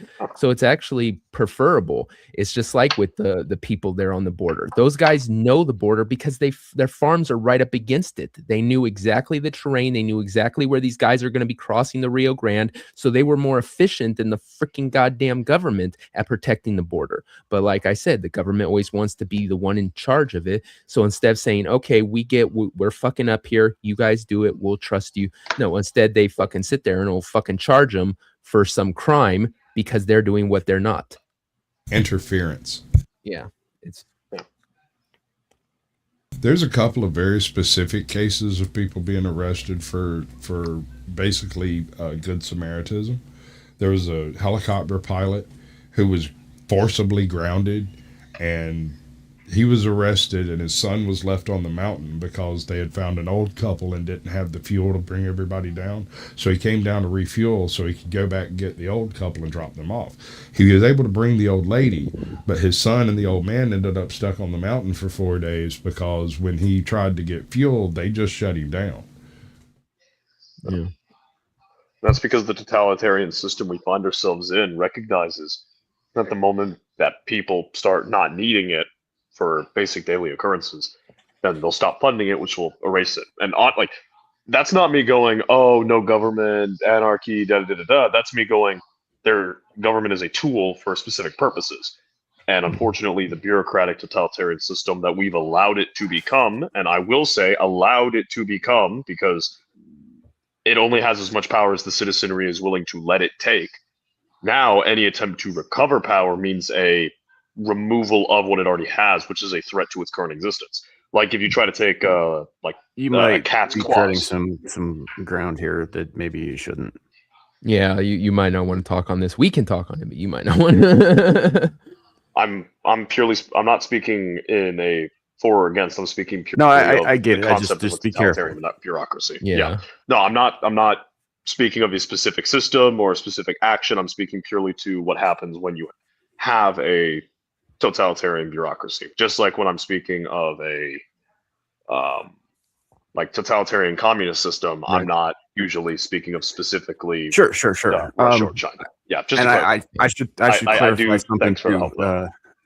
I should clarify something too. Like, we're not shutting him down because free speech, and we don't honor free speech or anything. He is an active duty Marine. He has no free speech. Yeah, he can get in trouble. Everybody else up here isn't. Shut up, Sasquatch. Yeah, essentially. So no, I'm trying to help him, because if he says the wrong thing, it could go very badly for him. He gets pulled into the office and if he says the wrong word, he's spanked even. Yes, John. Yes, they told us in Georgia and North Carolina that FEMA did not have enough funding to pay the people that were coming to do the search and rescue work. That was what was relayed to the people that went to go volunteer. Well, because that's they what did not go for pay. That was the reason they were given for turning them away. Yeah. Well, because they gave all the money to the invaders. They had to use all that money for illegal aliens. Well, and I kind of hate to be the guy to point out this isn't even the first fucking time with that particular agency. Katrina, 2004. Dude, and that was under a Republican administration, by the way. Katrina created the Cajun Navy. The modern version of it is 100% a byproduct. But previous to that, it was much like these horse teams we have in Georgia, or the fire teams we have in South Georgia, where a lot of this stuff is volunteer and voluntary, and a bunch of it is just the family has the equipment to do it. And so when there's a major fire, the family goes, loads up their fucking big-ass water truck with water out of their personal pond, and then they drive, 80 miles over here to go spray the water on a spot that they can reach, and then they see if they can find water somewhere else. I mean, for a more local example, for me, I live in Wyoming. We have wildfires every year, just like a lot of places in the West do. It gets dry out here. We get lightning, all that stuff. But unlike California or Montana or Canada, nobody gives a fuck about us, right? So we have to take care of it ourselves. Otherwise, they'll let our state burn to the ground. What do you and the other 4 people do? Just walk away from it? we got one guy who actually jumps out of a plane with a bucket of salt. No parachute. He just jumps out of a plane with a bucket of salt. I would just like to quickly say, Andy, I would not at all be wasting any money on these jokers to sponsor them or donations otherwise. You really should. What a git. I say that, and I've literally donated money to Sam, and I think Squatch at one point as well. So, yeah. I hope so. I don't remember, and I wish I did, so I could call you on it. But I know for a fact Sam, because I also was the one who informed him that Cash App was doxing him, which was a really interesting experience. I used to send Sam like $1 every show to tell him to grift. And it's funny as hell because he'd be like, fuck. Money, me. No. And then he'd do the DSP thing. It was so beautiful. BTK. I'm going to fucking go. BTK, you fucking little son of a fuck. No. Navy. No. Navy. Minor league team of the Navy. Neither, actually. Neither. Navy. They totally Navy. No, so originally the Marines were basically kind of like armed enforcers on naval vessels because sailors were a bunch of rowdy bunch. But then at a certain point, it shifted away once they stopped being just law enforcement on ships, but actually started being used for amphibious assaults like they were in the Philippines and in China. They kind of occupied a weird... No. Dude, the Marines were recruited in fucking bars in Zanzibar to go fuck up Muslims in the Barbary Coast. And they were mostly drunks. Well, so if you're specifically Dirnt, it was a... And they were really good at it. So that was what... actually, this was something I didn't learn until going... you hear the propaganda until entering this process. Yes. No, but it was a small contingent of Marines and a larger contingent of mercenaries who, at a certain point, were just like, fuck it, we want to go home. And the Marines pointed their guns at them and were like, do you want to go through us? To which they said, nah, let's go to Dirnt. But So yeah, the Marines originally started as law enforcement on naval vessels as well as force multiplication Zanzibar. factors, but eventually they shifted into force and readiness. And the Army and the Navy were both like, no, this is ours. No, this Chill, is ours. bro. You And don't. until- There's not a test. You don't have to answer all the historical questions. It's not. That I do. serious, BTK bro. insulted me. BTK No, insulted he didn't me. insult you. He He insulted. didn't. He didn't really even insult He the did. Marines, except that he said they were an offshoot of the Army, which is incorrect. Nope. He said minor league. They're better. Yeah, what I said, offshoot. They're minor strong. league, same deal. They're stronger. They're faster. They're better. They are the How about a Marines. spinoff? The Marines of the WWE to NXT. But can they sail? Not anymore. That's why they've got the Navy. No, that's why they're part of the Navy. They're not. The Navy sends ashore, but they are part of the Navy. Nope. They after are. World War, after 100%. After Korea, they were their own distinct branch, officially recognized as their own distinct branch after Korea. That's like saying Space Force is its own the- distinct branch and not an offshoot of the fucking Air Force, man. Space Force. I think it was the You know, Golden Nickels all my Act of life, 1953. all I've ever confirmed wanted them. to be is a space cadet. I thought I was doing a good job at it. Right here with my feet firmly on the ground. Suddenly there's a Space Force and they won't let me sign up because I'm pushing 50. Right? Isn't that fucked up? Fuck those guys. I've got way more experience than any You're of too those tall for the dudes chair that be in force space. anyway. You know that, right?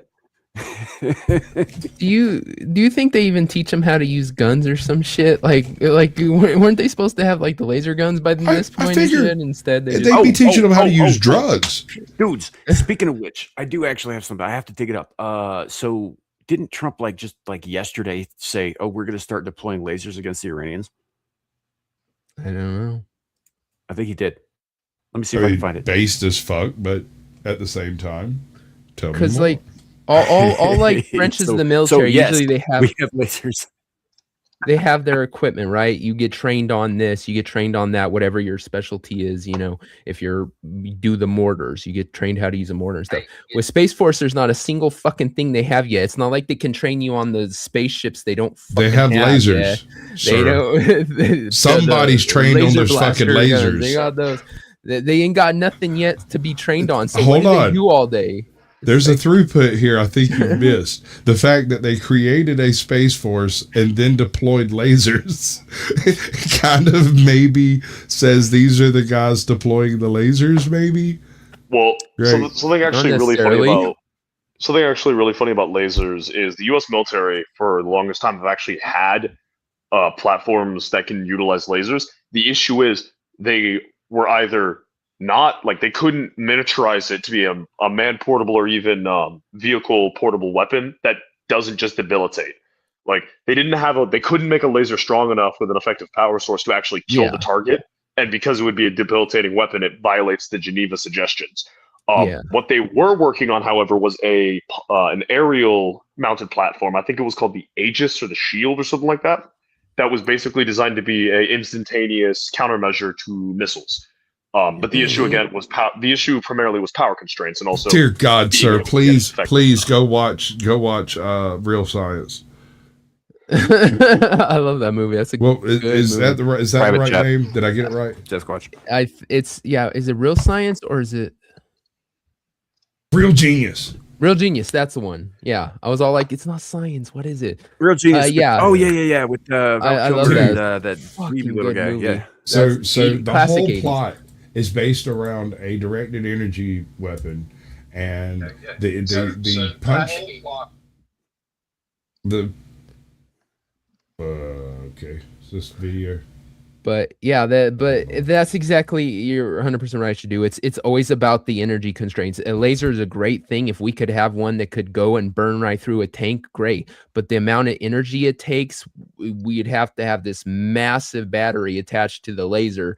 It's just not practical as far as the energy. Capacitors. It That's may have changed. been the mechanism that works. That may have changed. Yeah. So, Um, and like our good friend Larry is always saying, and he is privy to stuff that we're not. We don't Yeah, he's a actually know pervy. what they have. Yeah. Well, one thing I can No, say is But I until can you can guess. until you can at least for an infantry platform like a laser rifle, I I mean, if you could like slap that thing onto a Humvee or whatever we don't use Humvees anymore. Oh, what At this point, we could probably put a 10-shot, like this power level on this thing would be absurd. It would destroy itself in firing, right? But we could probably put 10 shots on target from a technical. Yep. But the thing about that is it's basically one hitter quitter. You don't really get multiple shots with it. You get this one use, and then you scrap the fucker and install a new one. Yeah. See, because warfare is always going to be about cost to kill. You could like a laser weapon could be like amazing, but if you can't effectively utilize it in the field, like it's too heavy, the maintenance is bullshit, the initial price is bullshit, its fire rate isn't good, attack, whatever is the reason, it will always get beaten out by the cheaper option.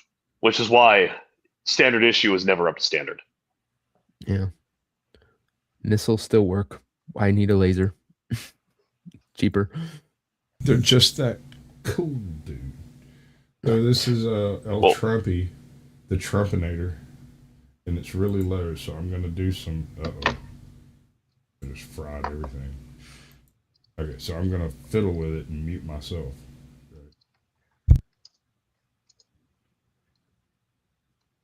In the meantime, if you remember, the German U-boats were a horror. Nobody could stop them, and then all of a sudden they come up with sonar, and it went from nobody could stop them that it was the worst place in the world to be is in a U-boat. The drone, anti-drone capacity that we have now is fantastic. They have new weapons, lasers. You can see the lasers. They go into a laser, they just burn they just boom. And we have that, and we have very special machine guns with large-scale bullets operated by a computer. And as they come in, it just knocks them out like it's amazing. But with all of that being said, there's still danger. There's always danger with war. With war, you never know what happens. Look at Russia. It was supposed to be a one-day war, and it's 4 years, right?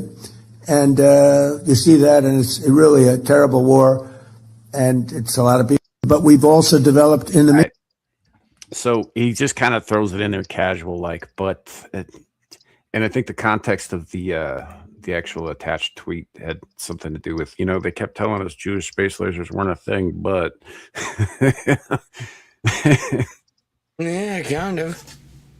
Well, technically speaking, I don't think they're Jewish.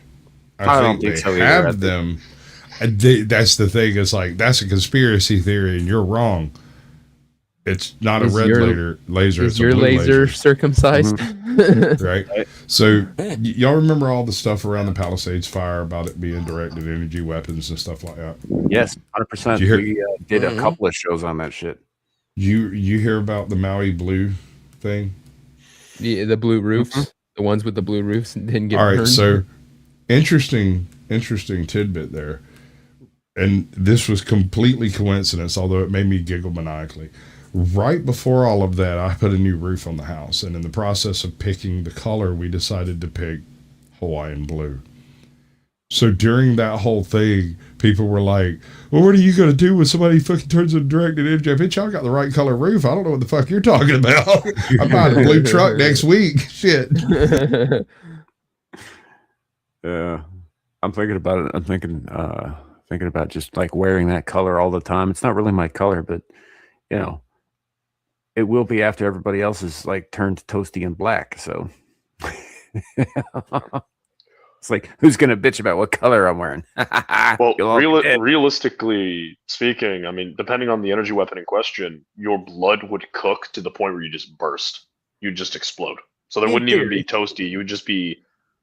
See, that's really like the biggest advantage of an energy weapon, in my opinion, or at least a laser, would be the fact that it would be significantly more accurate due to virtually no travel time of the quote-unquote projectile and the lack of recoil on the weapons platform. And also because photons travel in a straight fucking line unless they're interrupted. Exactly. That's basic physics. Yeah. It's the interruption. And the other factor...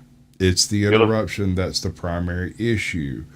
You can do short-range tests, and they work phenomenally. The farther away you get from the target, the more air you actually have to penetrate with that weapon. And air, contrary to popular belief, is not actually clear.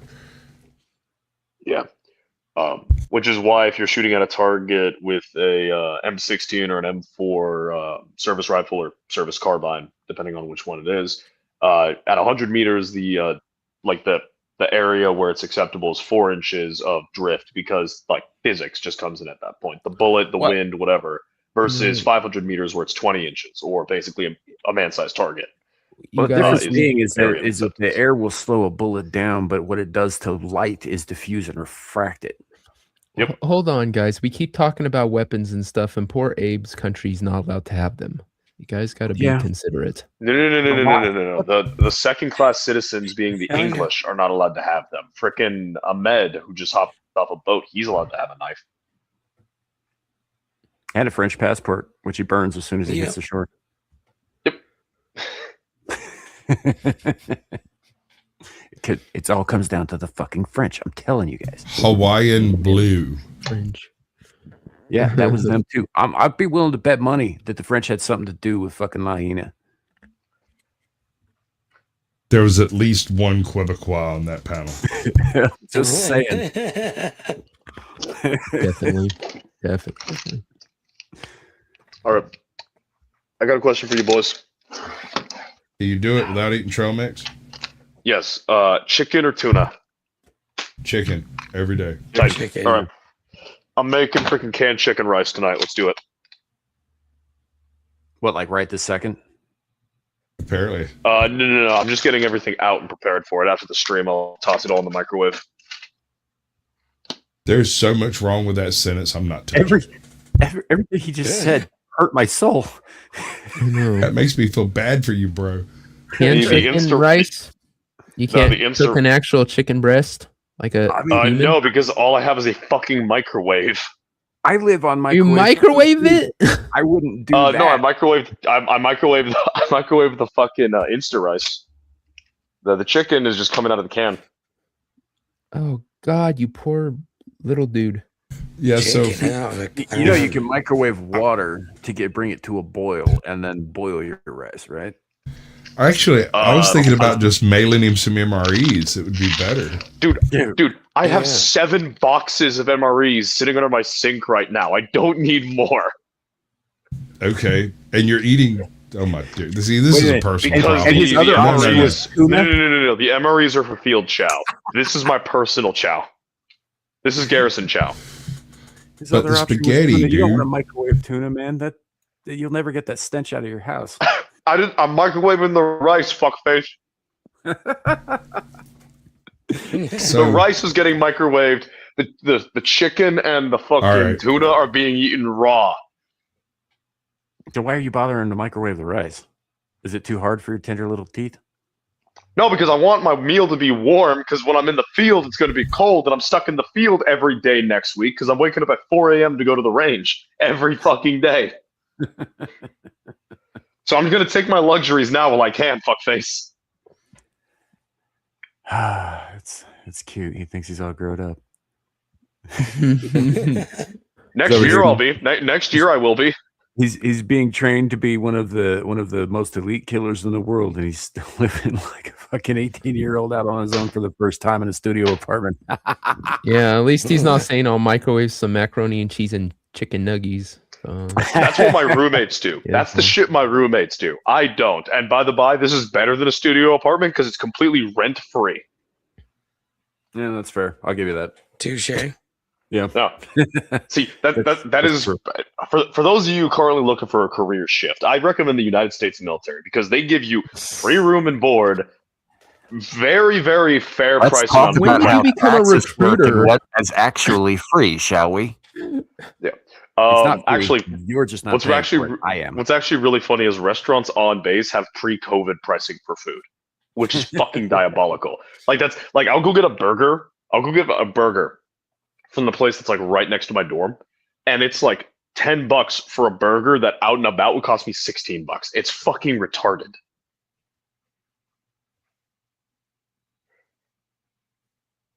And yet you're eating microwaved rice and canned chicken. Because it's the weekend and they're closed. They're open from like 12 to 2 weekdays. Yeah. I got nothing. Goddamn.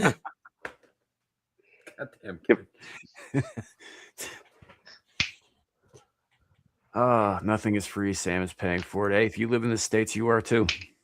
Hey, actually, that's a really good fucking point. Actually, I'm also paying for it. I'm not exempt from taxes. Fuck that noise. But hey, if you're a socialist, Smells like a if wet you're a shit in a Waffle socialist, House in here. if you're a socialist and you want free healthcare, free food, free housing, and free education, do I have the career choice for you? And free propaganda Goddamn and free recruiter. indoctrination and free exercise and vaccination. free fresh air and free water whenever they decide to Vaccination. give it to you. Hey, young man, you want to see the world? I've got a career for you. You can meet new and Yeah, interesting people and then kill them. You can go to far off snow. You can go up to far off snowy northern lands, see tropic scenes, experience exotic cultures, preferably from the right end of a rifle. Join the Helldivers. Yeah. Good going. Smells On like a that wet note. shit in a Waffle House in here. I mean, that too. I was just going with that, dude. Yeah. Dog, I'm so fucking pissed they killed her off in that show. I don't know what that show is, but it's a good line. It's the boys. That's Dude, fucking Firecracker. She's one of Dude. two. She's one of three good characters in that show. I love the actress. I love the way the actress plays the part. I just think the character was written trash. All I've seen of her is just her being a freaking right-wing stereotype, and given how most of that show's attempts at painting right-wingers as bad makes them look based as fuck, it's hype. I don't actually watch the show anymore. This bitch. I mean, I stopped watching that show. I think was it season 3? I don't think I even saw 4. I think that's saw about when I season stopped 2. watching. After Yeah, it was season it was 2, a season where the guy got real small and crawled into the dude's dick hole, and then Yeah. sneezed and got real big all of a sudden. Yeah, That's season 3. That That's was the season last 3. one I watched, and I was not happy. I got to the end of season 3, and by that point, the Trump derangement syndrome was just like, I'm not dealing with this. And then I found out season 4, they made a rape scene a joke, and I'm like, oh, huh, wow, Dude, y'all are going there.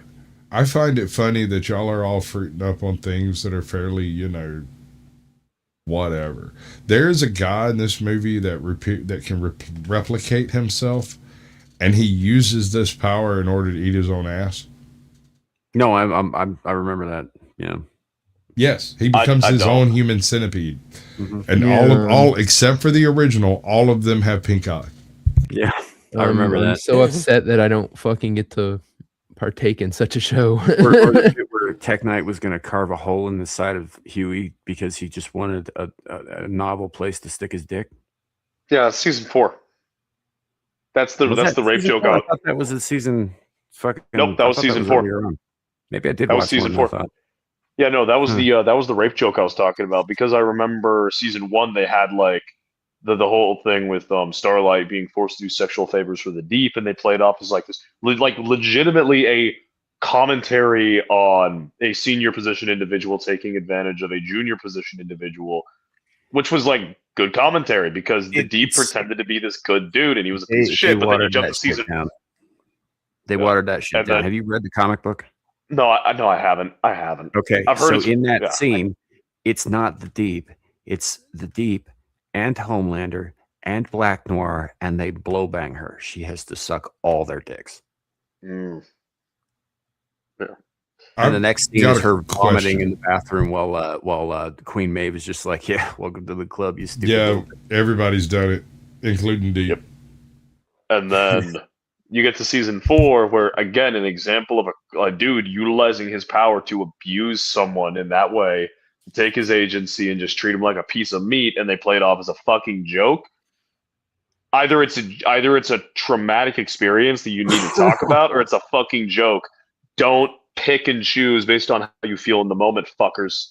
So again, I got to bring up the fact that that particular character, Tech Knight, they changed him considerably from the comic book too. In the comic book, he never takes his armor off. First of all, he's like somewhere between Iron Man and Batman. And secondly, he is a compulsive fornicator, which means that he will fuck anything that moves or even doesn't move, and that includes his underage sidekick or the lamppost, or in the event of his sacrificial and heroic mailbox, death, the meteor that was hurtling to Earth. The word compulsive being the functory word here. Yeah. He fucked his therapist. And by fucked, I mean raped. And the therapist was a dude. So that character is the joke. It's not the rape itself. But I get Isn't there a seed where he's dorking away at some chick's dog or some shit? Yep, He's apologizing he was, for it the whole time. He's like, I'm he's so looking sorry. Straight. I do apologize. I really can't control myself in situations like this. I'm so powerful. No one can really stop me. And so he left there and like tagged a BW Beetle or something. Compulsive. Yeah. See, because that shit right there is like what makes The Boys a little bit more interesting than your normal superhero deconstructions. Because it's not, superheroes would be assholes. It's, hey, if you give a bunch of celebrities ultimate power, you're gonna get what happens when celebrities have ultimate power, which is what makes The Boys more interesting than, I would say, Invincible, or because it's not making superheroes real, it's making a commentary on celebrities, if that makes any sort of sense. I kind of get it. I see where you're dipping on that one. And then they waste it all on fucking TDS. The difference is between Kirk and Ennis, right? Between the writers. So with Invincible, for example, like you brought up Invincible, with Invincible, Kirk didn't hate superheroes. At the time when Ennis wrote The Boys, he publicly stated that he hated everything about superheroes. And so his goal was to not only deconstruct them, but fucking eviscerate them. And also, calling them celebrities is a little bit of a misnomer, because the reason they're celebrities is because they are corpo superheroes. Right, but they're celebrities first, heroes after. It's not like that, because remember, the corporation cultivated and made them, kind of like how in the real world actors aren't spontaneous. They're fucking they're trained, they're found, whatever, and then sculpted into whatever the corporation needs them to be. No, it does not. Sorry, that was unrelated to what you were saying, Shadu. Gotcha. But what I'm getting at is they don't have the ability to form the celebrity until after the superhero exhibits their powers. They're a superhero first and are made the celebrities that they become, which is why the Deep is such a deeply, deeply flawed individual. Is he's a creep, but he's supposed to be depicting this righteous, upstanding defender of the environment, and he's over here, committing essay on octopi. Right. Well, and the thing with Vought is Vought makes, and this is spoilers for season 2 or season 3 or whenever they reveal where Compound V fits into things, but they know exactly who is going to be a superhero. They don't know the powers that they'll exhibit, but they know who it's going to be, and they actually have parents selling their children to Vought for the purposes of this, just like what people do with Hollywood and shit like that. Much like the Halo program, there were a shit ton of people who took the stuff, but not everybody got superpowers that were useful, and the ones that weren't useful were just basically laid by the wayside or put in positions where they couldn't do any damage. Yeah. They were not made celebrities. The superpower came first. BTK, he's actually lying. Sam's lying. He just didn't want to call the show Screaming into the Butthole. I mean, that would just not fly, I think, with you. We've all made the suggestion, of course. Squatch, my response to that would be powers doesn't make you a superhero. It doesn't even make you super. It just means you have powers. Like look at Metro Man. By definition, a soup in universe first. Sure, but you're not a superhero. Yeah, it's the hero, but not the super. It's not. So it's not a deconstruction of superheroes. It's a commentary on people with power. compared to you're getting lost in the weeds with the specific terminology. Being a superpowered individual, you're correct, doesn't make you a superhero. However, in the world of the boys, being a superhero is conflated with celebrity. So they give you the powers, making you a quote unquote soup, which is not the same as superhero. It's just superpowered. And then, if you're useful to them, they elevate you to the status of superhero, i.e., celebrity, and start making movie deals and book deals and shit. Right. So, like, Soldier Boy is the perfect example of this. He was just a rich kid asshole who happened to get lucky and make it through, survive the trials. Turns into basically what?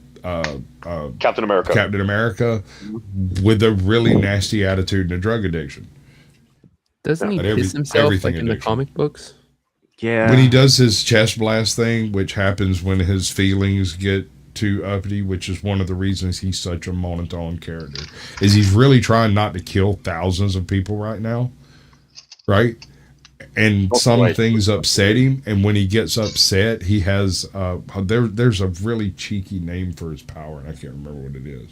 Yeah. He does that blast of emotion. Freaking Soldier Boy is one of the examples of where the TDS really fucked them, because he's a great example of a character who, like, I relate to him. I relate to him, not the murder and not the sexual assault, not the drug addiction, but the, hey, I grew up as this kid who had all of these great things, and I fucking wasted them. And then by the time I realized I'm a waste of fucking oxygen, I've pissed so many opportunities and so much of my reputation away that I don't really have anything left. He tried to become a hero by doing Compound V and becoming Soldier Boy, but his dad was like, "Fuck you, you're a bitch." And then he's like, "Okay, well, at least I can go serve in World War II," and they don't let him do that shit. So all he has left is just the alcohol and the free sex to numb the pain.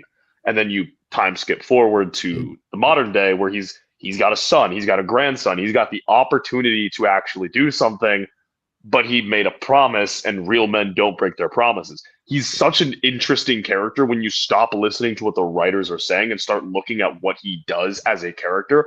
But because they're addicted to making everything about Orange Man bad, they don't take that deconstruction anywhere interesting.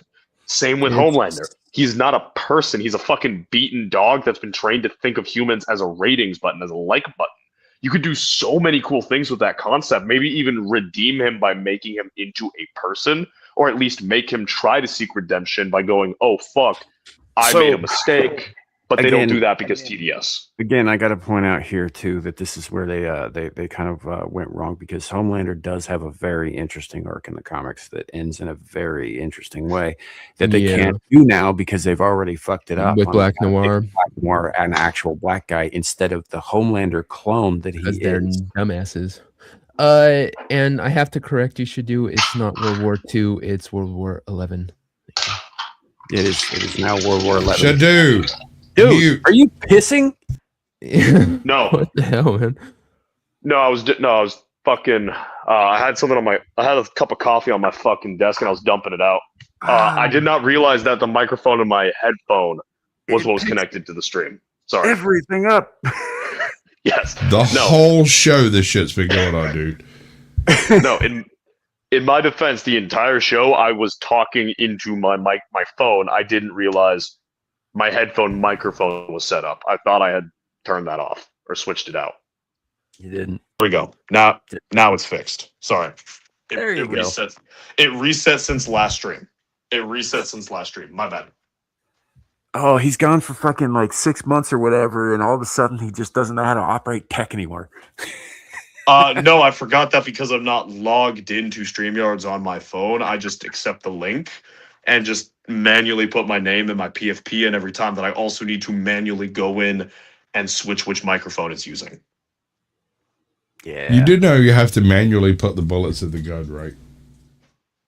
Yes, actually. I'm not one of the dumb motherfuckers in my training battalion that decided to load their magazines backwards. So we had our tactics instructors be like, "Okay, I never understood why you fuckers at this school were like just completely fucking morons until I come to this school, which is before that school, and realize that some of you are loading your magazines backwards, as in the part of the bullet that's supposed to fly through the barrel is facing the back end of the chamber." He didn't see that once. He didn't see that twice. He saw that 5 fucking times. Cockadoodle once. Nay. Cockadoodle twice. Nay. By cockadoodle thrice. Sorry. I was watching A Knight's Tale the other day. It's a great fucking movie if you haven't seen it. I do love that movie. That's a good movie. I had somebody go off on me on A Knight's Tale about the dance scene where they transition from golden medieval years. Golden. Well, yeah, they transition from medieval tune to a modern theme. And this dude was like absolutely just raw dogging this thing all out, just hating it. And it was all said and done, I was like, dude, you do realize no one over the age of 15 will care. Like, you're literally the only person who's going to look at that and go, well, that sucks. Did he miss the tone setting scene in the beginning with the fucking crowds in the stands singing along to "We Will Rock You"? Like in right, the like opening sequence. Dude, trust me, I went over all that shit with him. We were. Let me tell you, he come in. He just done a flaming rail out in the world somewhere, and he needed somewhere to chill out, right? And he comes in, and it just so happens that A Knight's Tale is coming on. He sits down and tells me everything he hates about this movie before the fucking credits finish at the beginning. Like, before homeboy dies, before that dude died, he had already finished telling me what he hated about it. So I went through and explained each of the scenes. And when it was all said and done, he's like, all right, maybe it's not as bad as I thought it was. I just always thought it was a cheesy fucking movie. And I'm like, it is. It's meant to be a cheesy Knight's Tale. It is a Knight's Tale. That's what it is. If you've ever read the Canterbury Tales, this is the Knight's Tale with some liberties. Yeah. Oh man, I think it's going to be the show, ladies and gentlemen. I think we made a show here, which is awesome because, like I said, I only brought the one fucking thing to the table. Yeah, you only brought your current fetish. I don't know about fetish. It's just a question that you never questioned anything in your whole life, not once. Military. I will never question my superiors because I understand. He'll never admit to it. Yeah. No. See, I will never question them because I understand the message. Yeah, but you weren't military 2 years ago. Fair. I wasn't military 3 months ago. I was being generous. Yeah, back then he was just gay. Anyway, doesn't matter. We've done a show, ladies and gentlemen, and I appreciate it. So we are going to bounce on out of here. But before we do, let's go ahead and let people know where they can find us all. I'm going to start with should do because, you're right there. It's kind somewhere of in a foxhole. It's your Howdy, turn. everyone. Yeah, Shadow the Hawk, and I'm personally myself not doing anything crazy, but my buddy Champions of the Ice is he's got some stuff in his life sorted out, so he's going to be turning up the production for his setting by the same name, Champions of the Ice. I've shielded here before. It's a post-apocalyptic, far future setting. He's really hammering home trying to get a demo version of his game done, focusing primarily on the ruined America, which is a confederacy of a bunch of different American-inspired factions like Texaco, Abasoroka, which is Native Americans, Appalachia, I'll let you guys figure out who that is, versus the Evil Wendigo, which are basically the WEF, but they actually eat people, and they make things like harpies and minotaurs and chupacabras to do all the fighting for them. So if that sounds really fucking interesting to you, go check him out on Twitter. You can also find his coffee page, and I believe he will be streaming tonight also on Twitter, going through the design and creation process, either the world building or the game itself.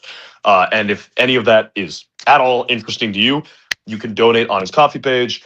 Some even as low as like $1 a month helps get art made, helps him justify the time that he's doing on the coding, helps him justify the time he's doing on the gaming creation process, and creates new content for us to enjoy as the current landscape of Disney, EA, and all that shit continue to take a piss out of our market.